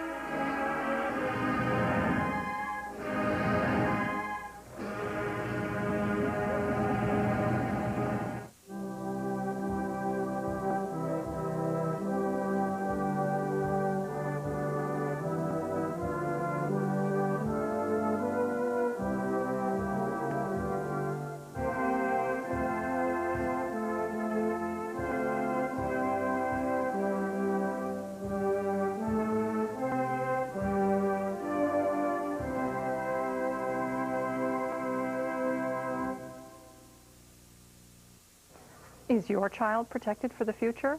Gerber, the baby people you've known since you were an infant, offers you a way to help with that protection through their Grow Up Plan for Children. It's a $5,000 cash value insurance program that costs less than $1 a week. At age 21, that protection doubles to $10,000 with absolutely no increase in premiums. In addition to automatically doubling at age 21, the plan also guarantees the right to $50,000 of insurance by age 28. Regardless of health or occupation. So call now for your free information package. Any healthy child 12 and under is eligible to apply. No medical examination is necessary. Simply answer a few questions. As a special feature, your first month's premium is $1. The Gerber Life Grow Up Plan. To show that you care, call now. Call 1-800-238-2411. The information package is free. There's no obligation. So call 1-800-238-2411. A win is a win, and certainly this tastes a lot better than what Florida State experienced a week ago in Chapel Hill. They all count one in the Atlantic Coast Conference, and the 9-time reigning champions of the ACC post another victory tonight at the expense of the Wake Forest Demon Deacons. Their 10th in a row over the Deacs, 48-24, and really in command from the outset tonight, Keith. 3 things I think jump out at you. Number 1, Chris Ricks can run this offense. I think the reservations, appropriate reservations that the staff had about opening things up, maybe dispelled tonight. Number 2, these kids do have heart. They practiced all week long. They did some great things in terms of cohesiveness and getting together. We saw that. Tommy reported on the teams up cheering each other, offense cheering defense, defense cheering offense. And number 3, I think Florida State fans saw that these kids can come out and play, and that'll rejuvenate the excitement, the enthusiasm of the Seminole faithful. Certainly the offensive staff begins to expand the playbook. They also gave Chris some autonomy, and the fact that he could change plays at the line of scrimmage. He didn't have that opportunity or that option when the season began. Now Miami arrives in 2 weeks knowing that whatever he is shown, he's going to have an opportunity and perhaps the experience to check into a play that has a higher probability of being successful. And you don't know how that's going to really work. You don't know how much the staff will give him. The good news is you've got 2 weeks to prepare. The bad news is it's the #1 team in the country. Absolutely one of the great rivalries, if not the best, in college football. Miami and Florida State in 2 weeks. And this young quarterback, Tom, he's coming around in Chris Ricks. This was only the 4th game of his Seminole career. You're exactly right, Paul, and I thought he really did show good poise and good development. And I think it's a bright future ahead for Chris Ricks. Offense showed some good signs. The line came out, showed some heart, as Keith just mentioned, and blocked pretty well, and they ran when they needed to run. The week off, probably a good thing from an injury standpoint. I mean, I think from an execution standpoint, they'd rather just keep playing and get better. But you look at the guys the Noles are missing right now, and the big one's going to be Zoe Jackson. We'll just have to cross our fingers on the status with his knee. But, I mean, O.J. Jackson has been nicked up. Travis Johnson has been nicked up. Leroy Smith has been out. Malcolm Tatum didn't play tonight. I mean, those are guys, anybody who can get healthy by 2 weeks from tonight needs to be healthy and play. And again, Zoe Jackson's going to be the most serious of all those. But all told, they got what they needed, which was a win. And they did show that there is some pretty good potential and some very good players, just inexperienced players on this football team. Paul? Yeah, Nick Maddox came this close to a 100-yard rushing performance tonight. He finishes this game with just under 100 yards for the Seminoles. Seminole fans, Nextel Florida Sports News takes you through the national clutter to provide you with in-depth analysis for your home teams. Mary Milligan, Tom Block, anchoring a lineup of reporters from around the state, bringing you all the highlights, sound bites, interviews, and certainly a preview of the Canes and the Seminoles. Nextel Florida Sports News, weeknights at 10. And Sunshine Network offers 2, and there are 4 Seminoles that are starting for Tony Dungy tomorrow in Minnesota. Behind the scenes with a look at the Buccaneers through Buccaneer Diaries, Monday nights at 7:30, only on Sunshine Network.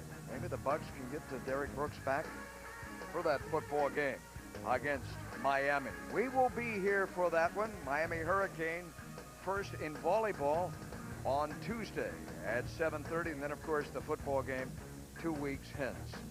Doak Campbell Stadium filled tonight, and it was rockets. 1,000 yards combined of total offense between these two, and look at the points as well, better than 70. The Spear was aflame, Chris Ricks was hot, and so was Nick Maddox. For Keith Jones, Tom Block, Bill Moore, and our entire Sunshine Network team, I'm Paul Kennedy, and we'll see you soon right here on Sunshine.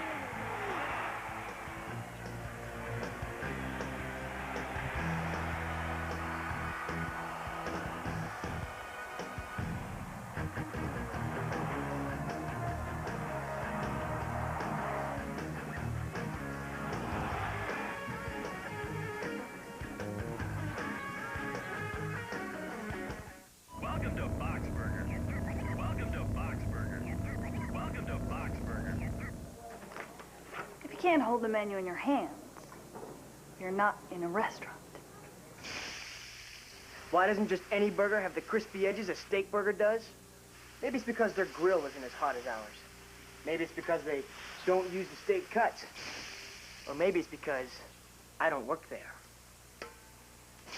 Steak and Shake, famous for steak burgers. Every day, AmeriDebt helps more people with money problems. People like Tom Baker. My credit card debt was outrageous. Then I called AmeriDebt. They contacted my creditors and got my payments almost cut in half. Now I have only one small monthly bill. AmeriDebt is a nonprofit organization that offers free consultations to consumers seeking to eliminate their debt. People like the Shaws. Every month I pay our credit card bills, but the balances never seem to get smaller. AmeriDebt got our interest rates reduced, and now the balances are dropping dramatically. And what's even more amazing is our payments are less than before. Call 1-800-468-5995. Gets rolled down at the 29 by Ray Mickens. If you're just joining us, a little musical recap of the first 30 minutes.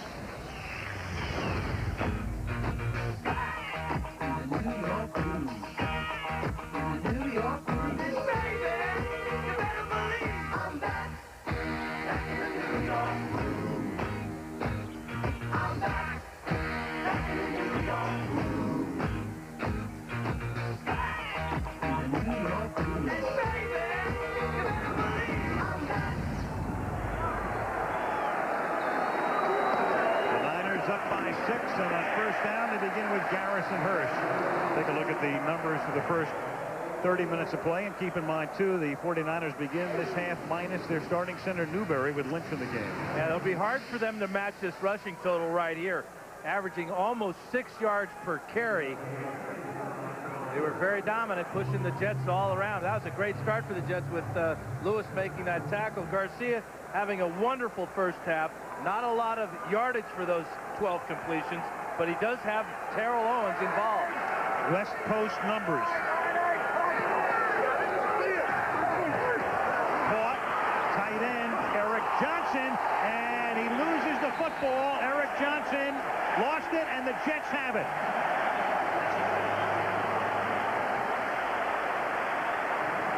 Tom Bart, the defensive tackle, gets it for the Jets. First turnover tonight. Eric Johnson with a rookie mistake here, not covering up in traffic. Ferrier looks like he's going to rip it loose with that right hand. Johnson's got to be stronger than that. He can't let a guy pull the ball away from him like this. Great play by the Jets. Just what they needed to give Vinny Testaverde and this offense a short field to go with their short passing game. Kid out of Yale's got to use his head, get both arms around it, hold tight. 49ers first fumble of the season at the 41. Let's see what Vinny does. He'll start conservatively. Curtis Martin. Gain of 1. Let's take a look at the Jet luminaries and how they fared. Testaverde getting a lot of yards out of those 5 completions. Coles, you can see, had that one big catch in the first half, but Curtis Martin has got to get things going for this Jet offense. And Corbett has been strangely silent, except for the big catch where he made the nice correction early in the game. Julian Peterson came limping off, the 49er linebacker, and Terry Killens, number 56, is in his spot on 2nd and 9. Here goes Martin on a draw for a first down, and a 19-yard gain to the 22. And, you know, he never takes on a defender head up. At that time, Zach Bronson, weak safety, had Curtis. Curtis gave him a little shake, and then he goes up the field. Andre Carter, the young rookie, we saw Eric Johnson make a mistake. Watch, Carter's going to take himself out of the play on this draw. Nice play call by the Jets. Fabini just passes him off. Now watch this move right here. Just to the inside, and Bronson, 31, can't get a good stick on Martin. First and 10 at the 22 after the turnover. Curtis again. A yard. Derek Smith makes the tackle. Well, on that last run, Fabini used as little as he could on Carter when he saw that he didn't really need to take him head on. Carter took himself out. Well, Curtis Martin, 94 games in the NFL, so we match him up with only ED with more carries over the first 94 games. He's so consistent. Time in and time out, game in, game out. Underrated. The most underrated running back in the NFL. And he comes out as we speak of him, and Lamont Jordan, rookie from Maryland, there he is, number 2 draft choice is in the game. They swing it out to Coles. He slips the tackle, takes it inside the 15, and is rolled out at the 12-yard line. Broke out of an Anthony Parker tackle. And you know what he saw when he broke away from Parker? He saw Dana Stubblefield coming at him, and he turned tail and ran to the sideline. Watch from the inside now. He's going to take a look, and there's Stubblefield, 94. That's no match. That turtle will never catch that rabbit. No, he's got that Rod Smith-like acceleration. He gets it into gear quickly. That's a first down at the 12-yard line. Jordan still in the game.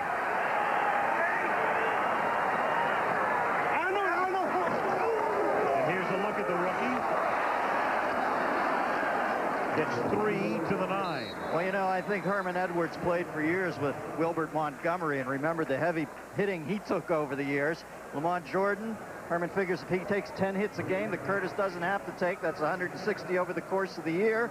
Keeps the blush on the Curtis Martin Rose, so to speak. And the thing that Herman really appreciated about Jordan in the preseason, as Curtis is back in the game, he had 50 carries in the preseason and never fumbled once. Very unusual for a rookie. 2nd and 7 from the 9. Martin, the tailback in the eye. Anderson in front of him. Curtis behind Ritchie. Almost to the 5. Curtis Martin, you know, the term underrated is used, I think, too much, but in this case it really applies. Why so, Eric? One thing, he's not a flashy back. He doesn't have breakaway speed. And sometimes when people think of great running backs, they think of the long runs, the 70 and 80-yard runs. Curtis Martin is not that kind of back. He's an every down kind of back. He's very reliable. He's very durable. But, Al, that doesn't make headlines. It doesn't.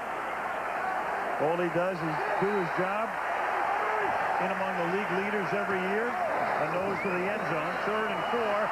And Richie Anderson has to reach for it and can't make the catch. He was draped by Jeff Ulbrich. Well, I think if you want to see the true tale of Curtis Martin's worth, you can see it in the reflected glory, like what has happened to the New England Patriots since he moved on. It's almost an inverted curse of the Bambino. That franchise has been on a slow downhill tread ever since he moved on with Parcells here to the Big Apple. Very true. And then yesterday, out of nowhere, how in the world did that happen? Patriots rout the Colts. Here's John Hall now for a 24-yard field goal attempt. Earlier, he missed one from 50.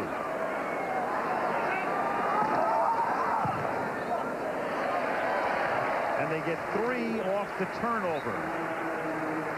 So we played 5 minutes now in the second half. And the Jets close to within 3, 13-10 Niners.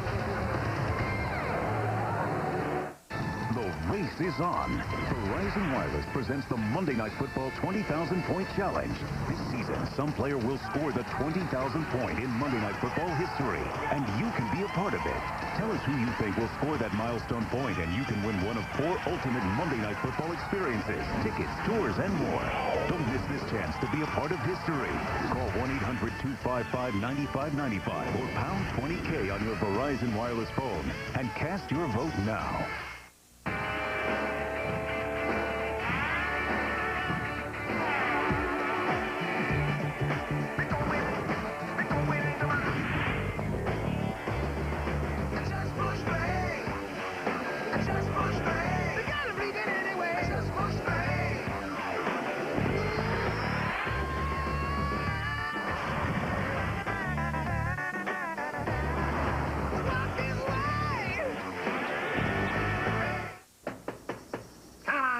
She'll be down in a minute. Hot enough for you?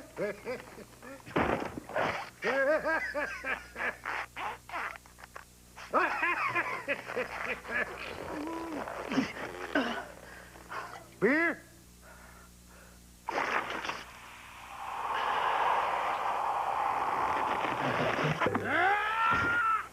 Oh, my. You wouldn't dream of missing the premiere of The Bob Patterson Show, would you? No. All right, then. Premieres Tuesday, 9/8 Central on ABC. Monday Night Football being brought to you by Dodge. You can take life as it comes, or you can grab life by the horns. Dodge. By Dell Enterprise Systems that are easy to build, easy to own, easy as Dell. Marriott. Your Marriott awaits. And Zima. Clearly refreshing. On Bradway. New GM for the Jets. Terry Bradway, new GM of the Jets, and the reason that Herman Edwards is the coach. The two got to know each other when they were both with the Kansas City Chiefs. John Hall, who just kicked a field goal, sends this one to the 1-yard line. The rookie Vinny Sutherland. And Vinny Sutherland, looking for all the world like Tim Dwight, into Jets territory and out of bounds at the 35-yard line, tackled by Nick Ferguson. And what he looks like Tim Dwight, because he's got that speed to get out to the outside and down the sideline. Just another Big Ten guy. He's out of Purdue.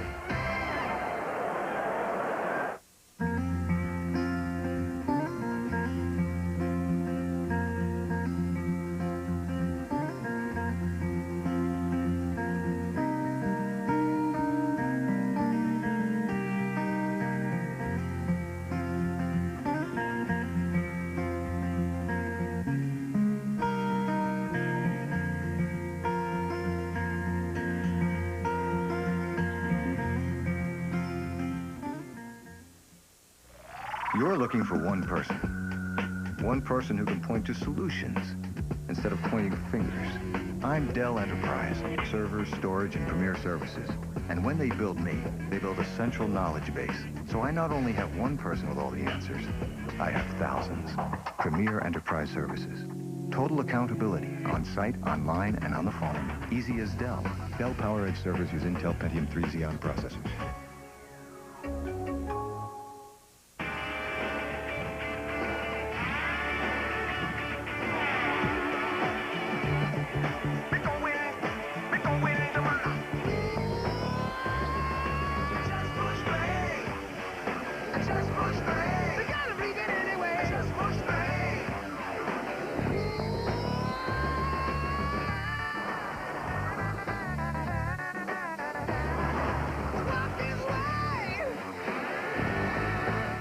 This telecast is copyrighted by the NFL for the private use of our audience. Any other use of this telecast or of any pictures, descriptions, or accounts of the game without the NFL's consent is prohibited. Regional action in college football coming your way this Saturday. Oklahoma coming off that stirring win against Kansas State, against Chris Sims in Texas. Michigan and Penn State, the other regional action here on ABC. That's Saturday afternoon. First down for the Niners after that run back by Sutherland at the Jet 34. And Beasley runs into Garcia, and Garcia covers up. So they run a play with Beasley coming out of the backfield, and they'll take that one out of the playbook. Well, you can see that he carries infrequently. Yeah, this doesn't happen very often to the 49ers. It didn't look like Garcia was sure whether that was going to be an underneath handoff or one over the top. Well, it wasn't any kind of handoff. Garcia hasn't been hit that hard by a Jet tonight. 2nd and 16 at the 40-yard line. Hurst. Looks a lot like the old Garrison. Gain of 9. Let's check in with Eric. Well, I asked Steve Mariucci, why did he go for it on 4th down the goal line? He said he wanted to keep this crowd out of it and make sure he gets some points on the board. Now, Jeremy Newberry is out with a left ankle injury. He said he does have some concerns with Ben Lynch, who is a very young center. Now, over to Melissa Stark. All right, Eric, a couple of updates for the Jets. Chad Morton, he sprained his right ankle. It's the same ankle that he injured last week in New England. The x-rays were negative, but he will not return. And for the 49ers, Julian Peterson got his left ankle rolled up on. He's expected to return. 3rd down and 9. Thank you, folks, as Ty Streets makes the catch and takes the ball to the 20-yard line to move the chains. Isn't it weird that when an x-ray is negative, that's good? Very good. The only one is that a George Carlin bit? Why do you drive on a parkway and park on a driveway? Let's check out Jeff Garcia's timing. He's a real master of the 5-step drop and letting it go. Nice little bounce there. Really gets his weight behind the ball, and he needs to because he doesn't have a whole lot of weight behind it. Kevin Barlow now in the game. The rookie running back from Pitt. Ball at the 20-yard line. They give it to Barlow off Beasley's leverage, but only for a yard. Well, the key to the West Coast offense is the timing of the quarterback's 5-step drop and the precision of the receiver's routes. Check out Montana as he goes back 5, bounces forward, and it's John Taylor in the Super Bowl. How about Steve Young from the left side now, stepping up, finding Jerry Rice in the end zone. And finally, Garcia. All in rhythm, Montana, Young, Garcia, and all 49er touchdowns. 2nd and 9 now at the 19-yard line. Halfway through 3rd quarter. So Beasley, and we're going to assume it was his fault. Offense. Still 2nd down. On the botched exchange with Garcia, and then he's in motion here going forward. I thought you were going to say it was an assumption that he was going forward. That we know. Yeah. Yeah, not a good series for Fred. You know, he's battling for playing time with Terry Jackson, who is the all-purpose fullback. He's the thumper. He's the lead blocker. He's important in this offense. He's got to get his head right. You're right, Dan. I'm thinking, Dan, if you had 2 plays like that, that's a concentration thing. Absolutely. 2nd and 14 at the 24-yard line. Garcia Stepping up. That's when he's dangerous. Stepping out. He doesn't like to go feet first. He likes to go head first, and he goes down in a heap. Victor Green hits him at the 17. And the key is really the time that Garcia has to throw and his willingness to find a running lane. Part of the reason is Derek Deese, number 63 right here, working on John Abraham. We haven't called Abraham's name for a tackle or a sack all night long.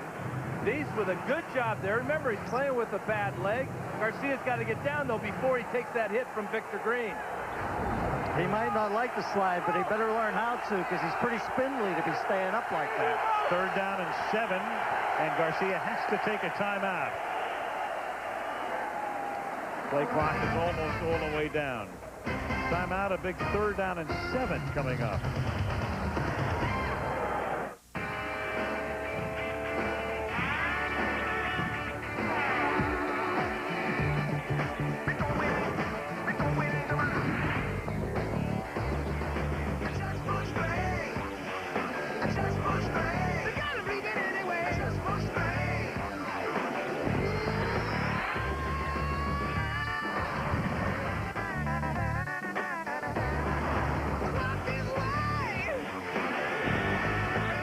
That weekend is good.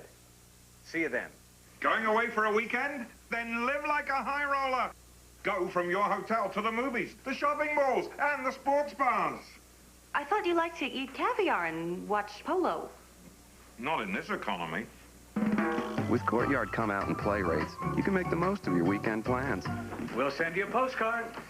Yeah, whatever. Call 1-800-MARRIOTT. Courtyard, your Marriott awaits. You ready for a cold one? Yeah.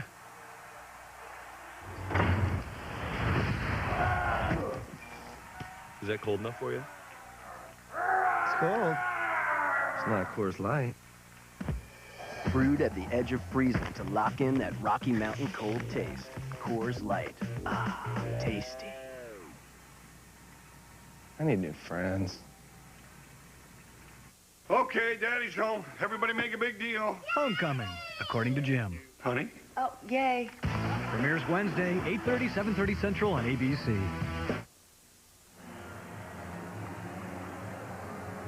Manhattan Bridge, spanning the East River between Manhattan and Brooklyn. On this first night of October, temperature low 50s, big 3rd down play coming up for the 49ers after they take the timeout. 3rd and 7 at the 17-yard line. And Garcia flings it, and it's incomplete, intended for Stokes. Marcus Coleman diving for it in the end zone. This is where the Jets have been so effective in the red zone so far this season in 2.5 games. Here's Stokes. He's going to try and find a spot in this zone. Garcia just throwing to a spot in the lane there. Lucky it wasn't picked off by Marcus Coleman. But Garcia was expecting Stokes to fill that lane and not Coleman. Now Cortez for a 35-yarder. And the 49ers, I think, have found themselves a place kicker. Long one at the end of the first half. He's been perfect thus far in the young season, and the Niners are back up on top by 6. I can be your hero, baby. I can kiss away the pain. I will stand by you forever. You can take my breath away. Chief, there's only one. Think you've seen The Mummy Returns? Guess again. Whoa. Get The Mummy Returns on DVD and get it all. With so much cool bonus material. You'll want to watch it again. And again. And again. Don't waste your time on ordinary DVDs. Get the one that kicks carcass. The Mummy Returns on DVD. Get it. Okay, kids. Mom, we have our phone. We can check in. Okay. Introducing the Family Share Plan from Verizon Wireless. Now your family can share a ton of minutes on one calling plan. Hey, Mom, Crimson or Candy Apple Red? With up to 4 separate lines. Is 20 feet enough? Hurry in and buy one Nokia phone for $29.99 and get up to 3 free with activation. Honey, do we need an extra hand? And now get an extra 3,000 night and weekend minutes to share. Just call 1-800-2-JOIN-IN today. Now that's something the whole family can get excited about. Verizon Wireless. Join in. Wednesday at 9/8 Central, some weddings are big. Will you marry me? I'll marry you, Kate. When Drew Carey does it, it's big on me. The season really begins this Wednesday at 9/8 Central on ABC. A reminder, Wednesday after My Wife and Kids, it's the series premiere of the new family comedy, According to Jim, starring Jim Belushi and Courtney Thorne-Smith. That's Wednesday, 8:30 Eastern and Pacific, 7:30 Central and Mountain, right here on ABC. So you say after you spend a little time with your wife and kids, you're going to watch that show? The man Jim Belushi. Yes, I am. Good show. So the Bobbitt.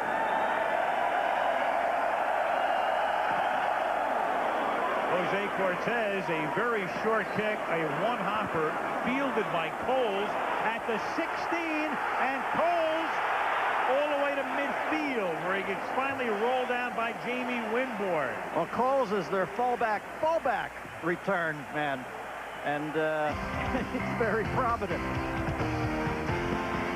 Jets in business again.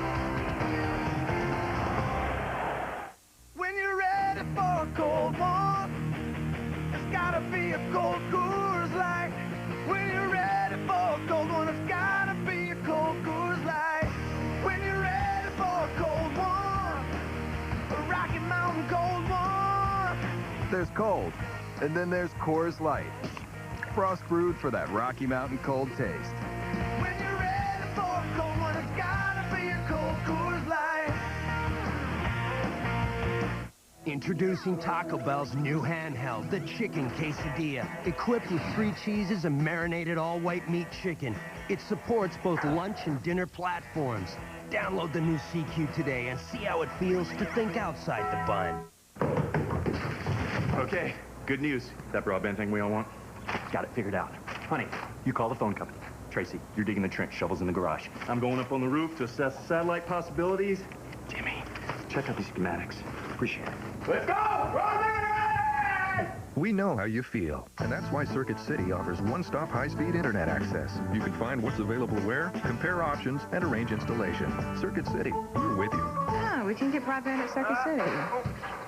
No one spoils me like Mom does. But Olive Garden comes close with their never-ending pasta bowl. They make all these fresh, delicious homemade sauces, and then you pick which ones you want with which pastas for $7.95. You get all you want, too, just like at Mom's house. Olive Garden, when you're here.